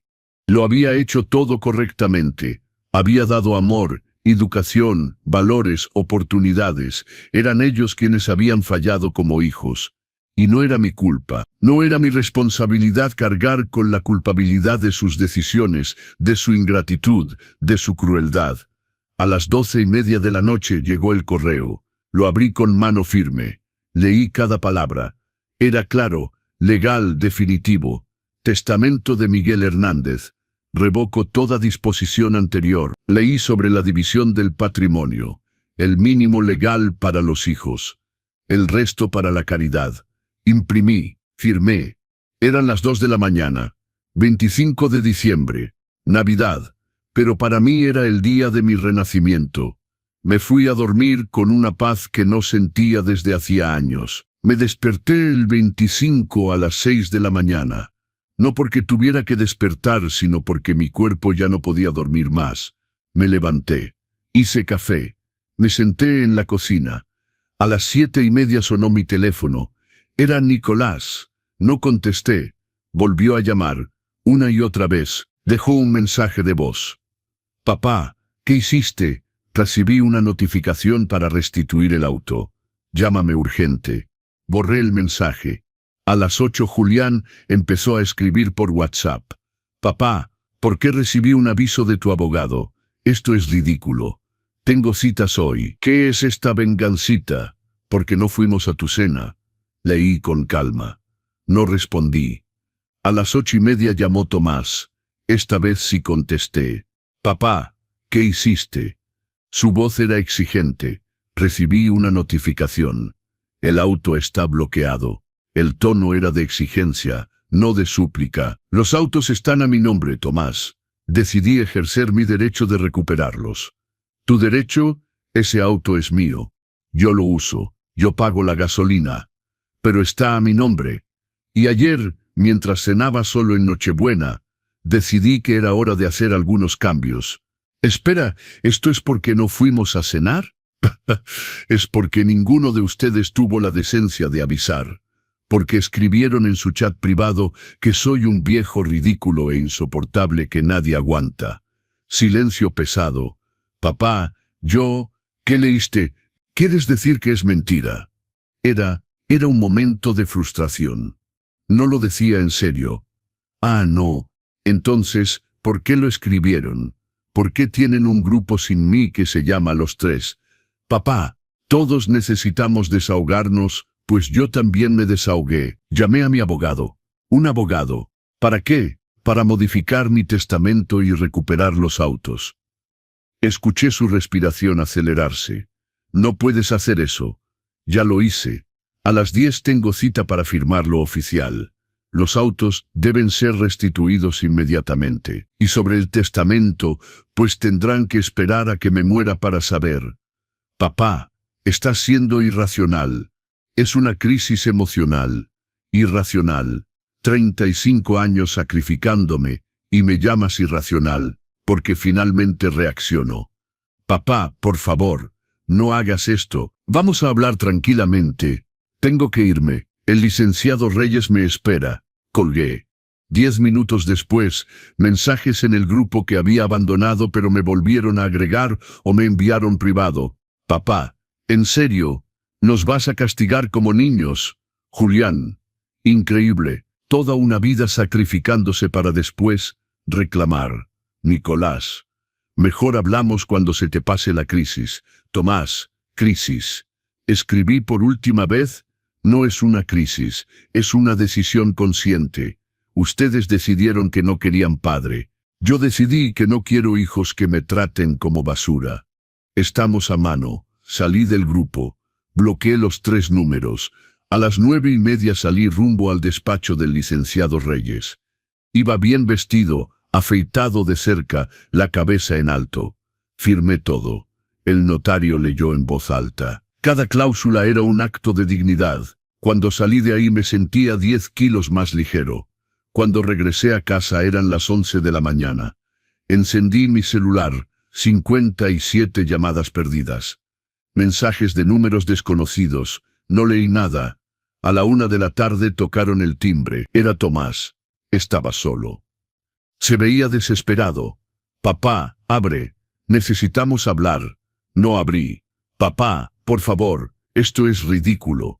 Me quedé sentado escuchando. Bueno, admito que la regamos, pero eres nuestro padre. No puedes abandonarnos así. Abandonar, qué elección interesante de palabra. Después de 20 minutos se rindió. Escuché sus pasos alejarse. Iba a pie, sin auto. A las 3 Julián llegó con Nicolás. Tocaron agresivamente. Papá, ya basta de teatro. Abre. Era Julián. La vecina dijo que te vio entrar. Nicolás gritó. Esto es abuso, papá. Chantaje emocional. Abrí la ventana solo un poco. ¿Chantaje, muchachos? ¿Por qué, Julián? Julián se veía aliviado. Papá, por favor, sal. Vamos a hablar como adultos. Ya hablé ayer con mi abogado. Esa fue mi conversación de adulto. Entonces, ¿qué? ¿Ya no somos tus hijos? Ustedes dejaron de ser mi familia hace mucho. Solo que yo me negaba a verlo. ¿Y el testamento? Preguntó Nicolás. Cerré la ventana. Gritaron, suplicaron, amenazaron. Después de 1 hora se fueron. Los días siguientes fueron de silencio. Un silencio de paz. El 26 me desperté tarde. El 27 empecé a empacar sus cosas que todavía estaban en mi casa. Ropa vieja, juguetes, diplomas. No por maldad, sino para liberar espacio. Recibí una llamada del licenciado Reyes. Habían ido a su despacho. Habían intentado anular el testamento. Nicolás había amenazado con demandar. Julián había llorado diciendo que quería una oportunidad. Le dije que si querían hablarme, debían demostrar cambio con acciones, no con palabras. El 28 de diciembre algo cambió. Sentí una ligereza. Llamé a una agencia de viajes. Quiero un paquete para Acapulco. Playa, tranquilidad. Perfecto, compré para mediados de enero, solo para mí. El 30 hicieron un último intento. Llegaron los 3 con una caja de regalo. Tocaron el timbre. Papá, te trajimos un regalo. Unas disculpas. Abrí la puerta solo un poco. Te compramos esto, es una tablet para que podamos hacer videollamadas más fácil, dijo Julián, extendiendo la caja. Vamos a hacer un calendario de visitas. Comidas en familia. Miré la caja. Promesas vacías. ¿Saben por qué no les creo? Porque tuvieron años para hacer eso y nunca lo hicieron. Solo están aquí porque les quité los autos y toqué el dinero. Entonces, ¿qué? ¿Quieres que nos arrastremos?, preguntó Nicolás con coraje. No quiero nada. Ese es el problema. Ya no quiero nada de ustedes. Vas a morir solo y amargado, dijo Tomás. Prefiero estar solo que mal acompañado. La soledad que duele es estar con quienes no te ven. Tomé la caja de la tablet. La puse en el piso. Quédense con la tablet. Y quédense con la lección. La gente se cansa. Cerré la puerta. Toplam que limesaise bu volume de 2 comentaren, toplam cumulatif, 9 comentaron que lime parte 4 de 6. La noche de la decisión. Hay momentos en la vida que te cambian para siempre. Momentos que dividen tu existencia en un antes y un después. Para mí, ese momento fue la noche del 24 de diciembre. Sentado frente a una mesa llena de comida que nadie vino a compartir, leyendo palabras que nunca debía haber leído. Viejo, ridículo e insoportable. Nadie te aguanta. Vas a cenar solo de todos modos. Las leí una vez, 2 veces, 3 veces. Como si releerlas fuera a cambiar su significado. Como si de repente se fueran a transformar en palabras de amor, de arrepentimiento, de disculpas. Pero no cambiaban. Seguían ahí. Crueles, definitivas, verdaderas. El grupo familiar tenía un nombre que yo mismo había elegido hace años. Familia Hernández, amor eterno. ¡Qué ironía! ¡Qué dolorosa ironía! Miré la mesa hasta que mis ojos se nublaron. No de lágrimas, ya no tenía lágrimas. Era algo más profundo que la tristeza. Era la muerte de una ilusión. La muerte del padre que había creído que el amor incondicional bastaba. Me levanté de mi silla. Mis piernas temblaban, pero logré mantenerme de pie. Caminé hasta la ventana de la cocina. Afuera, las casas de los vecinos brillaban con luces navideñas. Escuchaba risas lejanas, música, celebraciones. El mundo seguía girando. Las familias seguían reunidas. La Navidad seguía siendo mágica para todos, menos para mí. Regresé a la mesa. Observé cada detalle de esa Nochebuena que había preparado con tanto amor. El bacalao dorado, perfecto, cortado con precisión. La ensalada que me había tomado horas preparar. El relleno sabroso. El vino. Las galletas decoradas a mano. Cada una con un mensaje. Te quiero Tomás, te quiero Nicolás, te quiero Julián. Qué patético me veía a mis propios ojos. Un hombre de 59 años escribiendo mensajes de amor en galletas para hijos que ni siquiera tuvieron la decencia de rechazar la invitación de frente. Tomé mi celular. Releí el mensaje. Esta vez noté un detalle que no había visto antes. El mensaje de Tomás había sido enviado en el grupo equivocado. Tenían un chat paralelo. Uno sin mí, donde hablaban libremente.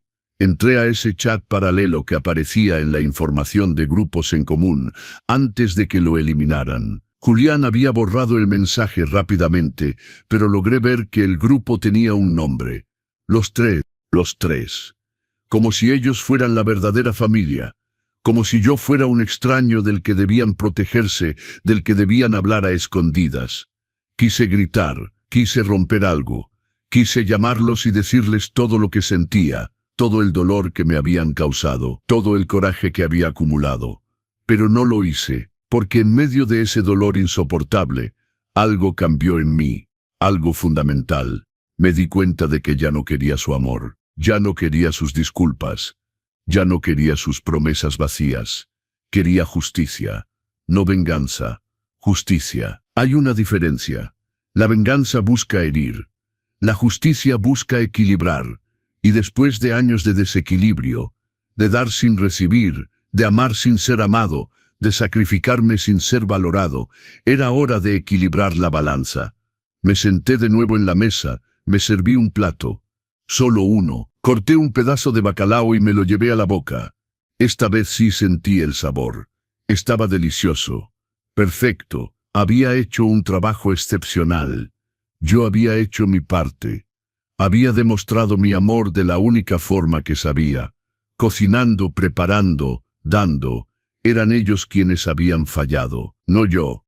Terminé de cenar cerca de las 11. Recogí la mesa, guardé la comida en recipientes. Limpié todo con calma, sin prisa. Cada movimiento era deliberado, consciente. A las 11:30 me senté en la sala. Las luces del arbolito parpadeaban suavemente. La música se había detenido. El silencio de la casa era absoluto. Tomé mi teléfono. Busqué en mis contactos un nombre que no había llamado en meses. Licenciado Marco Antonio Reyes. El licenciado Reyes era el abogado de la familia desde hace 15 años. Se había encargado de la sucesión de Rosa cuando murió. Se había encargado de la escritura de mi casa. Conocía perfectamente mis bienes, mis cuentas, mis documentos legales. Miré la hora, las 11:30 de la noche. Era tarde, muy tarde para llamar. Pero algo dentro de mí me urgía a hacerlo, como si esperar hasta el día siguiente me fuera a hacer arrepentir, como si la lucidez que había alcanzado fuera tan frágil que podría desvanecerse con el amanecer. Llamé. Sonó 3 veces, 4, 5. Pensé que no iba a contestar, pero contestó. Bueno, su voz estaba somnolienta, confundida. Licenciado Reyes, soy Miguel Hernández. Hubo una pausa. Don Miguel, ¿está todo bien? Es muy tarde. Lo sé. Perdón por la hora, pero necesito que me ayude con algo urgente. Esta misma noche, su tono cambió. Se volvió alerta profesional. ¿Qué necesita? Respiré profundo. Las palabras estaban en mi garganta, esperando salir, pero una parte de mí todavía dudaba. ¿De verdad iba a hacer esto? ¿De verdad iba a tomar una decisión tan drástica, tan definitiva? Miré la mesa ya vacía. Recordé las horas que pasé cocinando. Recordé la ilusión con la que decoré. Recordé la esperanza con la que esperé. Y recordé las palabras. Viejo, ridículo e insoportable. Nadie te aguanta. Vas a cenar solo de todos modos. La duda desapareció. Necesito que modifique mi testamento. Quiero desheredar a mis 3 hijos al máximo que permita la ley. El silencio del otro lado fue largo. Podía imaginar al licenciado Reyes sentándose en su cama, completamente despierto ahora, procesando lo que acababa de decir. Don Miguel, ¿estás seguro?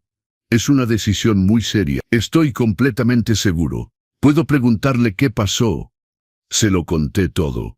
Los años de abandono, los desprecios, las humillaciones.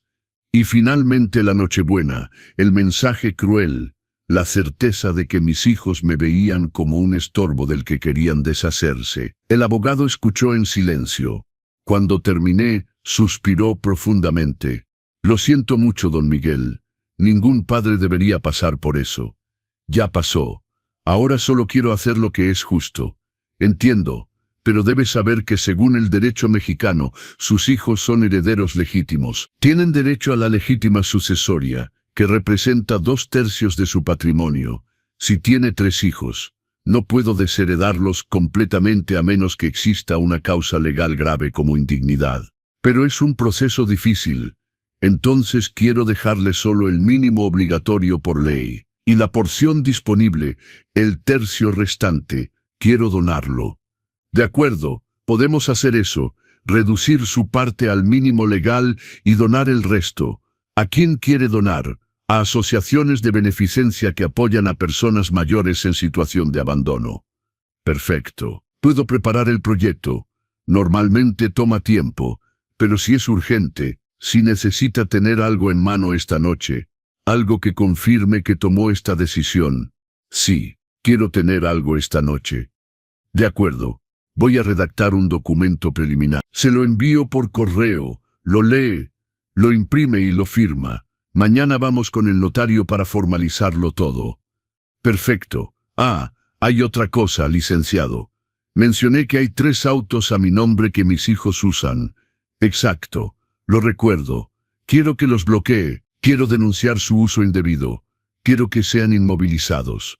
Puedo solicitar un bloqueo administrativo y notificar extrajudicialmente la restitución inmediata.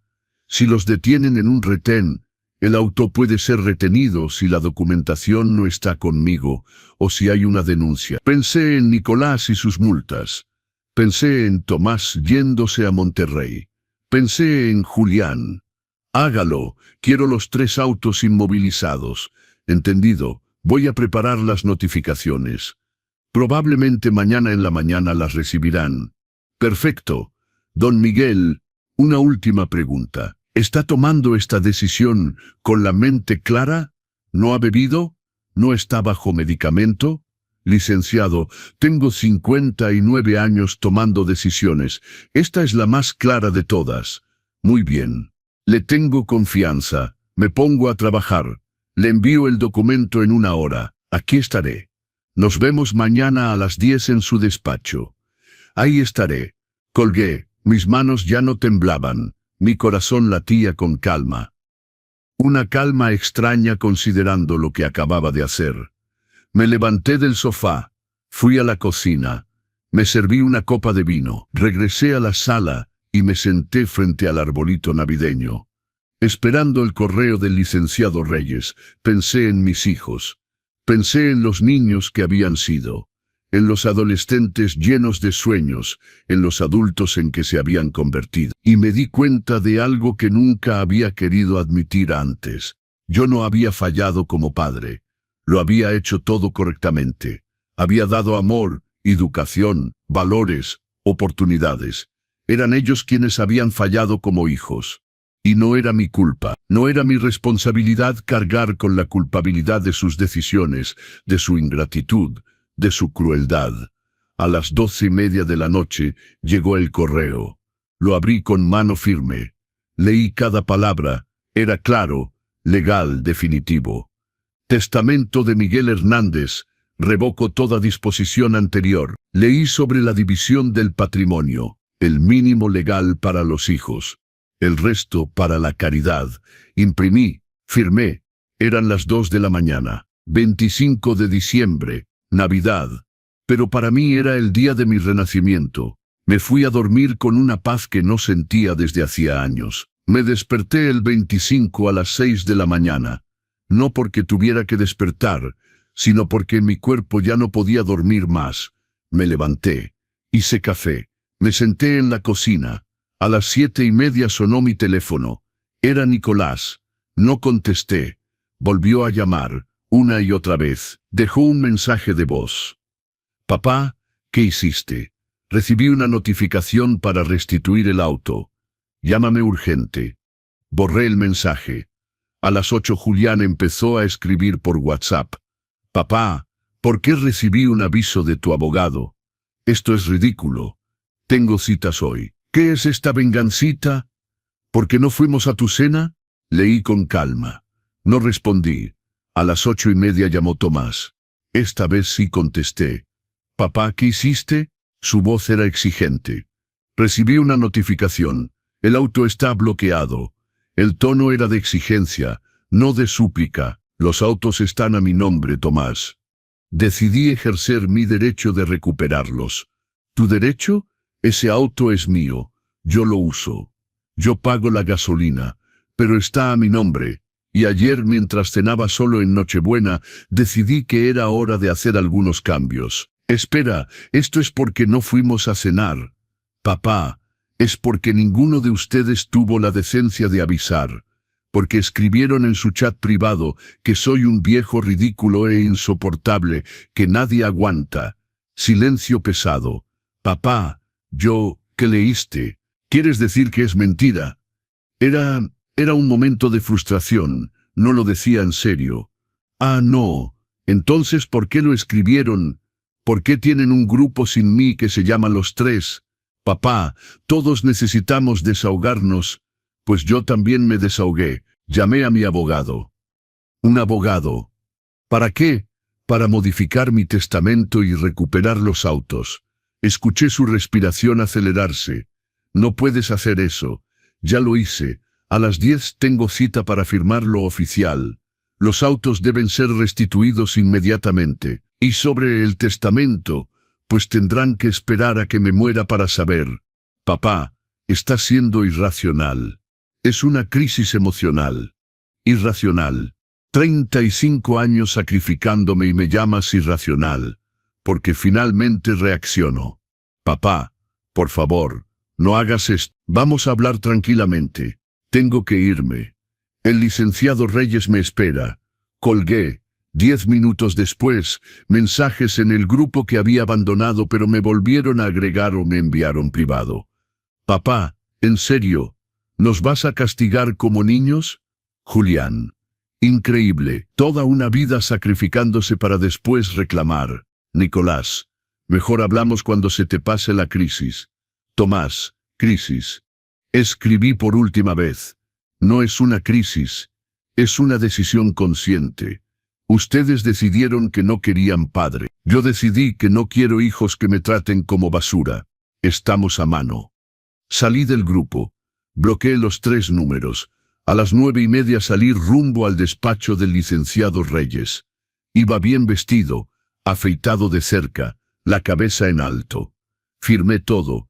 El notario leyó en voz alta. Cada cláusula era un acto de dignidad. Cuando salí de ahí me sentía 10 kilos más ligero. Cuando regresé a casa eran las 11 de la mañana. Encendí mi celular. 57 llamadas perdidas. Mensajes de números desconocidos. No leí nada. A la 1 de la tarde tocaron el timbre. Era Tomás. Estaba solo. Se veía desesperado. Papá, abre. Necesitamos hablar. No abrí. Papá, por favor. Esto es ridículo. Me quedé sentado escuchando. Bueno, admito que la regamos, pero eres nuestro padre. No puedes abandonarnos así. Abandonar. ¡Qué elección interesante de palabra!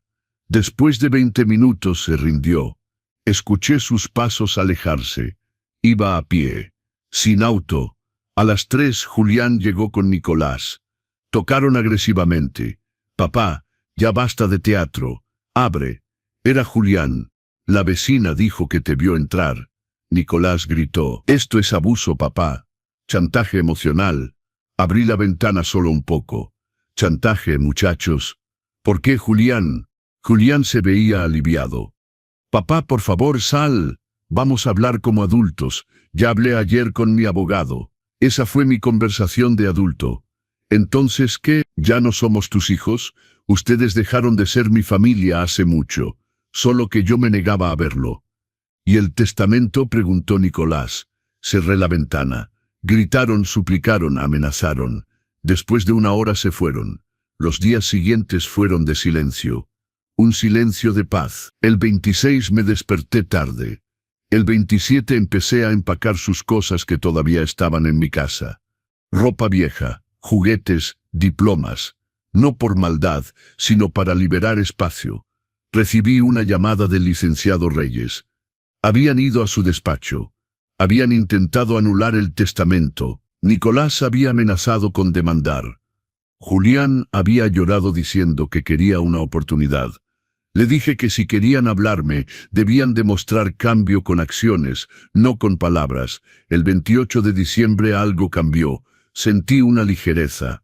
Llamé a una agencia de viajes. Quiero un paquete para Acapulco. Playa, tranquilidad. Perfecto. Compré para mediados de enero. Solo para mí. El 30 hicieron un último intento. Llegaron los 3 con una caja de regalo. Tocaron el timbre. Papá, te trajimos un regalo. Unas disculpas. Abrí la puerta solo un poco. Te compramos esto. Es una tablet para que podamos hacer videollamadas más fácil, dijo Julián extendiendo la caja. Vamos a hacer un calendario de visitas. Comidas en familia. Miré la caja. Promesas vacías. ¿Saben por qué no les creo? Porque tuvieron años para hacer eso, y nunca lo hicieron. Solo están aquí porque les quité los autos y toqué el dinero. Entonces, ¿qué? ¿Quieres que nos arrastremos?, preguntó Nicolás con coraje. No quiero nada. Ese es el problema. Ya no quiero nada de ustedes. Vas a morir solo y amargado, dijo Tomás. Prefiero estar solo que mal acompañado. La soledad que duele es estar con quienes no te ven. Tomé la caja de la tablet. La puse en el piso. Quédense con la tablet. Y quédense con la lección. La gente se cansa. Cerré la puerta. Esa noche me quité mi anillo de matrimonio. Hablé con Rosa en voz alta. Perdóname, mi amor. Tal vez cuidar de ellos significaba enseñarles esta última lección. Los meses pasaron. Fui a Acapulco. Compré ropa nueva. No tuve noticias de ellos. Pero las noticias llegaron. La señora Ramírez, la vecina chismosa, me contó. Aprendí que Tomás se estaba separando. Amelia descubrió que gastaba todo en apuestas deportivas, sitios de apuestas en línea. Perdió mucho dinero. Y sin el auto, sin el padre que lo rescatara, todo se desmoronó. Está bebiendo, supe de Nicolás en el banco. Le debe a todo mundo. El negocio quebró hace mucho. Todo era fachada. Su esposa lo quiere dejar. Supe de Julián, en un café escuchando al mismo amigo que hablaba mal de mí. Julián fue despedido. Error grave en el trabajo. Vivía de apariencias, endeudado. Ahora está desesperado. Mis hijos estaban cosechando lo que sembraron. Sin mi red de seguridad, cayeron en la realidad. Antes de viajar, Amelia vino a verme. Me contó la verdad sobre Tomás, que eran apuestas. Me agradeció por haber dejado de ayudar, porque obligó a que la verdad saliera. Me dejó ver a Miguelito. Viajé. Caminé por la costera. Comí pescado a la talla. Me sentí vivo. Cuando regresé tenía cartas de ellos. Tomás admitía su adicción al juego. Decía que estaba en terapia. Gracias por no haberme rescatado. Necesitaba caer. Nicolás se disculpaba por haberme visto como un banco. Estoy trabajando en un empleo sencillo para pagar mis deudas. Voy a devolverte cada peso. Julián decía que había olvidado quién era por las apariencias. Trabajo en una librería ahora, vivo simple. Te amo de verdad. No he respondido todavía. Algunas cosas necesitan tiempo. Pero estoy en paz. Hoy tengo mi rutina, mis clases de pintura, mis caminatas. Veo a mi nietecito cada 2 semanas. Mis hijos están en mi vida pero con límites. Nicolás depositó 1,000 pesos el mes pasado. Poco pero honesto. Si me están escuchando, no esperen a tener 59 años para valorarse. El amor sin respeto no es amor. A veces soltar es el acto de amor más grande que pueden hacer. Cené solo esa Nochebuena. Pero fue el inicio de mi mejor vida. Si les gustó esta historia, dejen su like y suscríbanse al canal, Los Consejos del Abuelo, para mostrar su apoyo. Díganme en comentarios de qué ciudad nos ven y qué hora es donde están.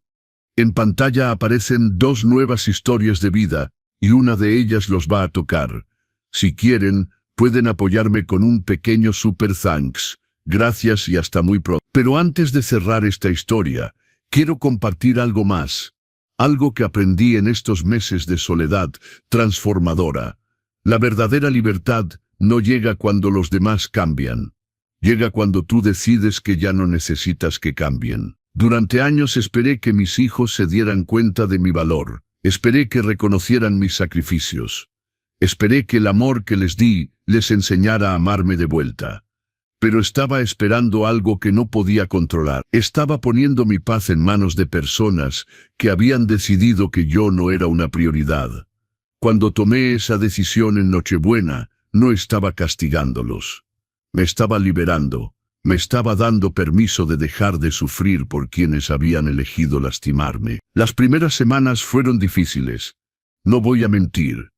Hubo momentos en que quise llamarlos. Momentos en que pensé, tal vez fui demasiado duro. Momentos en que la costumbre de ser padre sacrificado jalaba más fuerte que mi dignidad recién encontrada. Pero cada vez que sentía debilidad, recordaba las conversaciones que leí, recordaba los desprecios, recordaba la Nochebuena solitaria, y la determinación regresaba. Enero fue el mes más transformador de mi vida. Fui a Acapulco como había planeado. Me hospedé en un hotelito frente al mar. Nada lujoso, pero cómodo. Limpio, con vista al océano. El primer día me senté en la playa y lloré. Lloré por todo lo perdido. Por la familia que nunca fue lo que creí que era. Por los años dedicados a quienes no valoraron ese tiempo. Por Rosa, que no estaba ahí para ver en qué se habían convertido sus hijos. Pero después de llorar, algo cambió.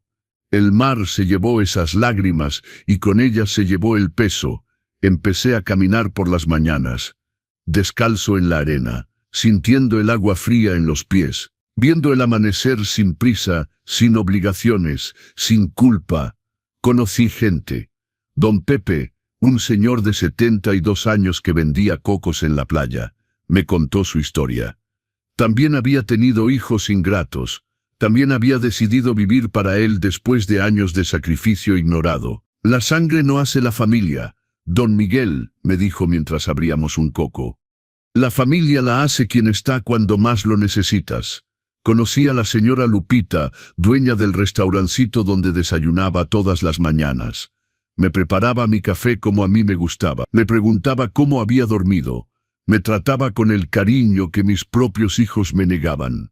Uno se hace familia con quien quiere, mijito, me dijo un día. No es obligación sufrir por quienes comparten tu apellido. Esas palabras me sanaron más que cualquier disculpa que mis hijos pudieran darme. Cuando regresé a la Ciudad de México a finales de enero, era un hombre diferente. Había dejado de ser el padre mendigando amor. Me había convertido en Miguel, solo Miguel. Un hombre de 59 años que merecía respeto, que merecía paz, que merecía vivir sin culpa.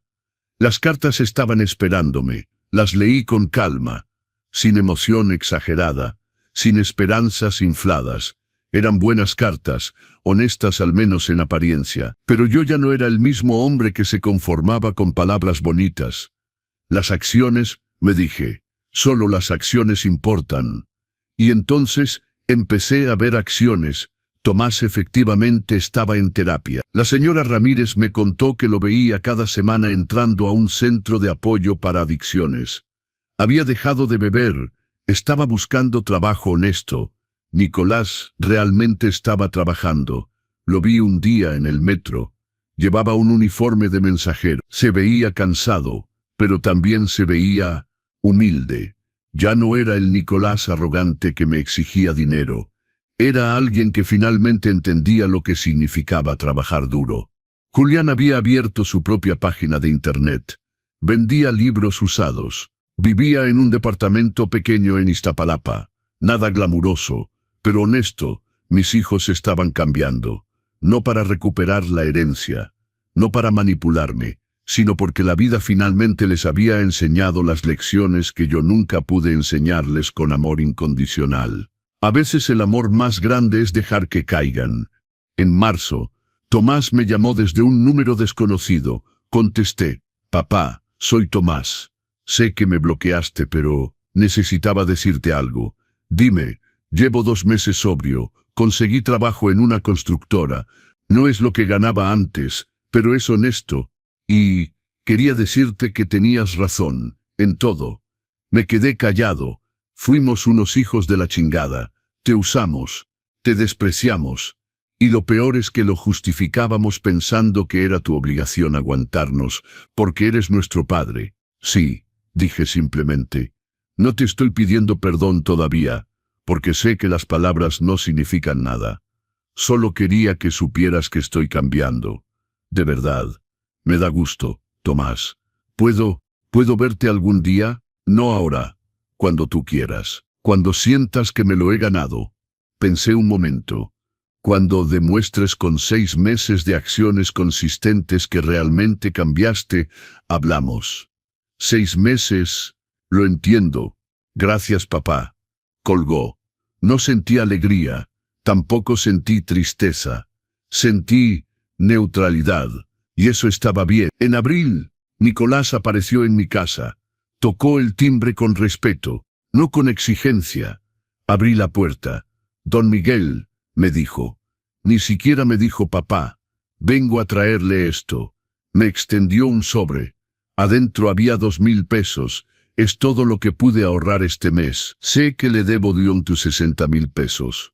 A este paso me va a tomar años pagarle, pero le voy a pagar. Cada peso. Tomé el sobre. ¿Cómo está tu familia? Mi esposa me dio otra oportunidad, con condiciones, terapia de pareja, transparencia total con el dinero, trabajo honesto, no depender de usted jamás. Buenas condiciones. Sí, Gracias por haberme cortado, don Miguel. Era lo que necesitaba. Se fue. No hubo abrazo. No hubo lágrimas. Solo un intercambio respetuoso entre dos hombres. Y así pasaron los meses. Poco a poco, muy poco a poco, empecé a ver cambios reales. En junio, Amelia me llamó. Me preguntó si podía llevarle a Miguelito a pasar el día conmigo. No porque necesitara que lo cuidara, sino porque Miguelito me extrañaba. Claro, dije, pasé el día con mi nieto. Jugamos, comimos, reímos. Y cuando Amelia vino a recogerlo a la hora acordada, me agradeció. Don Miguel, quiero que sepa que Tomás está cambiando de verdad. No sé si algún día podrán volver a tener una relación, pero quiero que sepa que su decisión de esa Nochebuena salvó a su hijo, lo obligó a tocar fondo. Y tocar fondo fue lo único que lo hizo reaccionar. Sus palabras me llegaron hondo. En agosto, 6 meses después de esa Nochebuena, me senté en mi sala y escribí 3 cartas. Una para cada hijo. No eran cartas de perdón completo, pero eran cartas de apertura. Les escribí que había visto sus esfuerzos, que reconocía sus cambios, que estaba dispuesto a construir algo nuevo, no la relación de antes. Esa había muerto, pero tal vez algo diferente. Algo basado en respeto mutuo, en límites claros, en acciones más que palabras. Les propuse vernos una vez al mes. Solo eso, una comida, donde pudiéramos hablar como adultos, donde ellos pudieran demostrar que los cambios eran permanentes. Aceptaron. La primera comida fue incómoda. Nadie sabía bien qué decir. Había tanto dolor no procesado, tanto resentimiento, tanta historia. Pero comimos, conversamos civilizadamente. Y cuando terminó, cada quien se fue a su casa. Pequeños pasos. La segunda comida fue mejor. Tomás me contó sobre su trabajo. Nicolás me habló de su terapia. Julián me mostró fotos de su pequeña librería. No eran los hijos que yo había criado. Eran hombres nuevos que estaban aprendiendo, tardíamente, lo que significa ser familia. Hoy, casi un año después de esa Nochebuena, mi vida es completamente diferente. Veo a mis hijos una vez al mes. No más, los límites están claros. Si cancelan, no hay siguiente oportunidad ese mes. Si faltan al respeto, la comida termina. Nicolás ya me ha pagado 18,000 pesos. Todavía le faltan 192,000, pero cada mes, sin falta, llega el depósito. Aunque sea poco. Tomás lleva 10 meses sobrio. Tiene custodia compartida de Miguelito. Y ahora cuando me lo trae, no es porque necesite niñera gratis. Es porque quiere que su hijo conozca a su abuelo. Julián y yo hablamos por teléfono cada 2 semanas.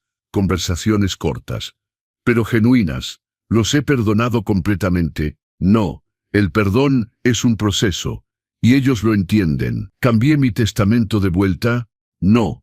Y no lo haré hasta que demuestre años de cambio consistente. Si es que algún día lo hago. Pero estoy en paz, porque aprendí que la paz no depende de que otros cambien. Depende de que tú establezcas límites que protejan tu dignidad. Volví a salir, me inscribí en clases de pintura. Voy a un club de lectura. Tengo amigos nuevos. Una vida nueva, una vida donde soy Miguel primero y padre segundo. Y esa es la vida que debí haber vivido desde hace años. Han pasado 12 meses desde aquella Nochebuena. Un año exacto desde que leí esas palabras que cambiaron mi vida para siempre. Hoy es 24 de diciembre otra vez. Pero este año es completamente diferente. Esta mañana me desperté sin ese nudo en el estómago, sin esa ansiedad de preguntarme si mis hijos vendrán o no. Porque esta vez yo decidí. Invité a 3 personas a cenar esta noche, pero no a mis hijos. Invité a don Pepe, el señor que vende cocos en Acapulco, y que se convirtió en mi amigo durante ese viaje transformador. Está aquí en la Ciudad de México visitando a su hermana, y aceptó con gusto venir a mi casa. Invité a la señora Lupita, la dueña del restaurante donde desayunaba en Acapulco. Ella también está de visita con su familia y dijo que sería un honor cenar conmigo. Y invité al licenciado Reyes, mi abogado, quien más que representarme legalmente, Se ha convertido en un verdadero amigo en este año difícil. Esta noche voy a cenar con personas que me eligieron, no porque tengamos sangre compartida, sino porque nos respetamos, nos valoramos, nos tratamos con dignidad. Y mis hijos lo saben. Les avisé hace un mes. Les dije que este año la Nochebuena sería diferente, que estaba construyendo nuevas tradiciones, que ellos eran bienvenidos en mi vida, pero ya no en el centro de ella. Tomás me escribió: lo entiendo, papá, que la pases bien. Tal vez el próximo año, si me lo he ganado. Nicolás respondió: disfrútela, don Miguel. Nosotros también vamos a reflexionar sobre lo que pasó hace un año. Julián me llamó y me dijo: gracias por enseñarme que el amor también tiene límites. Te quiero, papá. Son respuestas maduras, respetuosas, de hombres que finalmente están entendiendo. Mientras preparo la cena de esta noche, mientras el bacalao se cocina y la casa se llena de aromas navideños, reflexiono sobre este año extraordinario.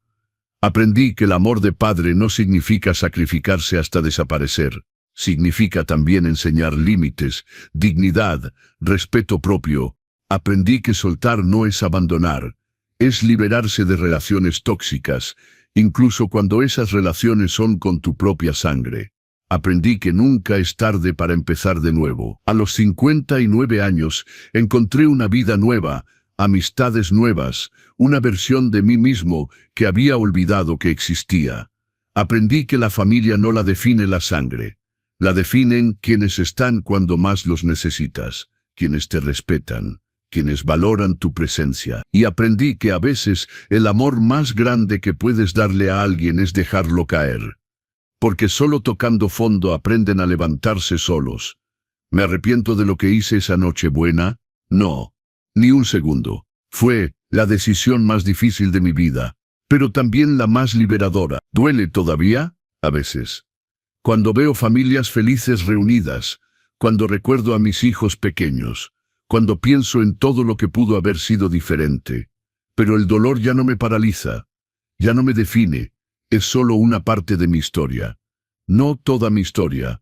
Hoy soy un hombre en paz, un hombre que duerme tranquilo, que se mira al espejo y se respeta, que no mendiga amor, que no acepta migajas de afecto.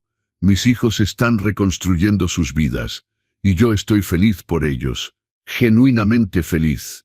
Porque su crecimiento, aunque tardío, demuestra que todavía hay esperanza. Pero su crecimiento ya no es mi responsabilidad. Ya no cargo con la culpa de sus decisiones.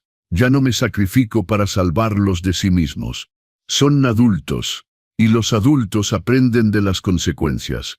Esta tarde, mientras ponía la mesa, pensé en Rosa, mi Rosa, la mujer que amé con todo mi corazón, la madre de mis hijos. Mi amor, le dije en voz alta. Creo que finalmente lo entendí. Criar hijos no es solo darles todo. Es también enseñarles que el amor tiene límites, que el respeto no es opcional, que la familia se construye con acciones, no con palabras.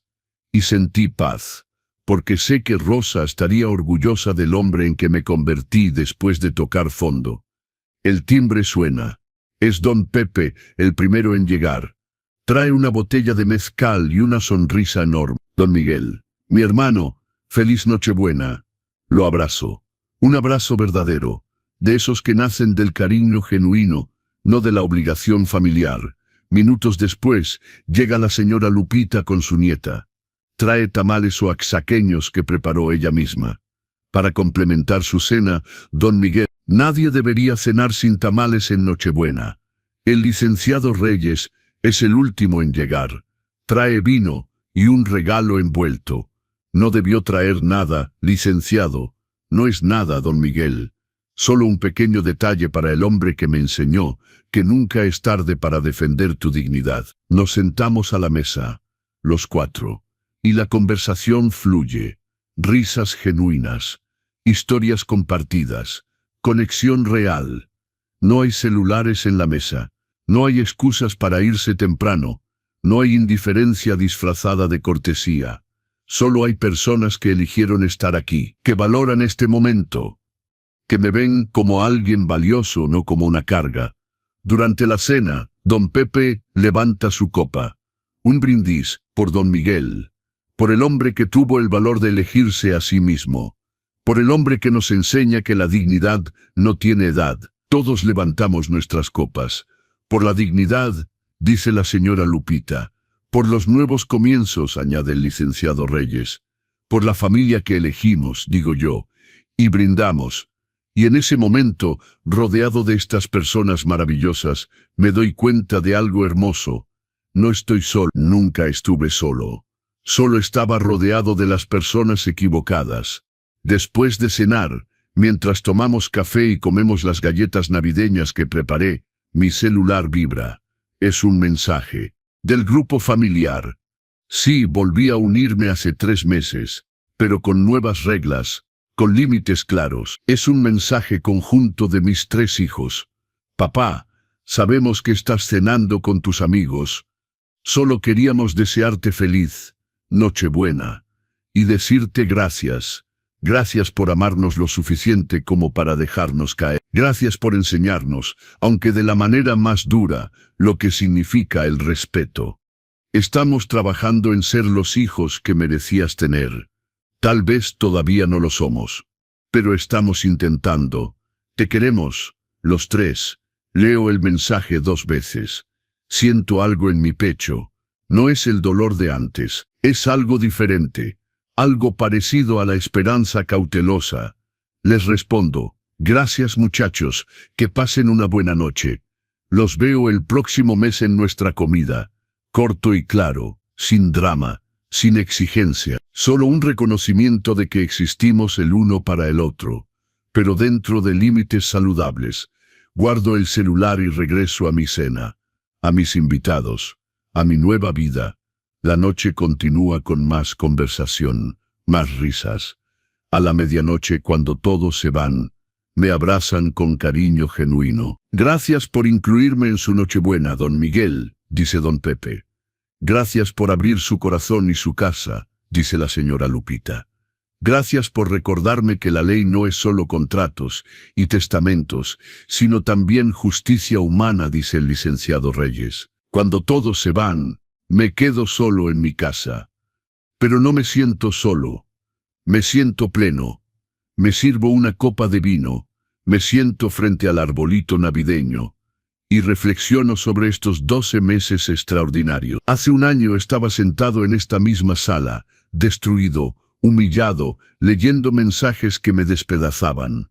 Hoy estoy sentado aquí entero, digno, rodeado del amor de personas que me eligieron. La diferencia no es pequeña, es abismal. Y todo empezó con una decisión de decir, basta, de ponerme primero, de defender mi valor. Si ustedes están escuchando esta historia y se identifican con mi dolor, les digo esto, no esperen a tener 59 años para valorarse, no esperen a una Nochebuena devastadora para establecer límites, no esperen a que el dolor sea insoportable para defenderse. Ustedes valen, su tiempo vale, su amor vale. Y si las personas en su vida, incluso si son familia, no lo reconocen, tienen todo el derecho de alejarse. El amor sin respeto no es amor, es abuso disfrazado de obligación familiar. Soltar no es cobardía, es la valentía más grande que existe. Y nunca, nunca es tarde para empezar de nuevo. Yo empecé a los 59. Y estos 12 meses han sido los mejores de mi vida adulta. Mis hijos volverán a ser parte plena de mi vida algún día. No lo sé. Tal vez no. Pero ya no dependo de eso para ser feliz. Ya no necesito su validación para sentirme valioso. Soy Miguel Hernández. Tengo 60 años. Construí una casa con mis propias manos. Crié 3 hijos con todo mi corazón. Me equivoqué amándolos sin límites. Pero aprendí, cambié, crecí. Y hoy, en esta Nochebuena tranquila y hermosa, puedo decir con total honestidad, estoy en paz. Ceno solo cada Nochebuena si es necesario, pero es el inicio de mi mejor vida, porque finalmente entendí que estar solo no es lo mismo que sentirse solo, y que a veces la mejor compañía es la de uno mismo cuando se respeta. A reflexión final para ustedes. Si llegaron hasta aquí, si escucharon toda mi historia, les agradezco de corazón. Sé que no es una historia fácil. Sé que no tiene el final de película que muchos esperaban, donde el Padre perdona completamente y todo vuelve a ser perfecto. Pero la vida real no es así. El perdón es un proceso. La reconstrucción toma tiempo. Y a veces, las relaciones nunca vuelven a ser lo que fueron. Y está bien, porque lo importante no es volver a lo que fue, es crear algo nuevo. Algo más saludable, algo basado en respeto mutuo. Mis hijos y yo estamos en ese proceso. Todavía nos falta camino, pero vamos avanzando, y mientras tanto, yo vivo, disfruto, creo nuevas memorias con nuevas personas, porque merezco ser feliz. Ustedes merecen ser felices, sin importar cuántos años tengan, sin importar cuánto hayan dado, sin importar cuánto duela soltar. La felicidad es posible, la paz es alcanzable, la dignidad es recuperable. Solo necesitan tomar la decisión, como yo la tomé hace un año en esa Nochebuena dolorosa que se convirtió en el inicio de mi liberación. Si esta historia los tocó, los invito a hacer 3 cosas. Primero, dejen su like en este video. Ayuda mucho al canal y nos permite seguir compartiendo historias reales de vida. Segundo, suscríbanse al canal Los Consejos del Abuelo, para no perderse más historias como esta. Historias que enseñan, que sanan, que acompañan. Tercero, compartan en los comentarios. Díganme de qué ciudad de México o de qué país nos están viendo. Cuéntenme qué hora es donde están. Y si se sienten cómodos, compartan si alguna vez han vivido algo similar.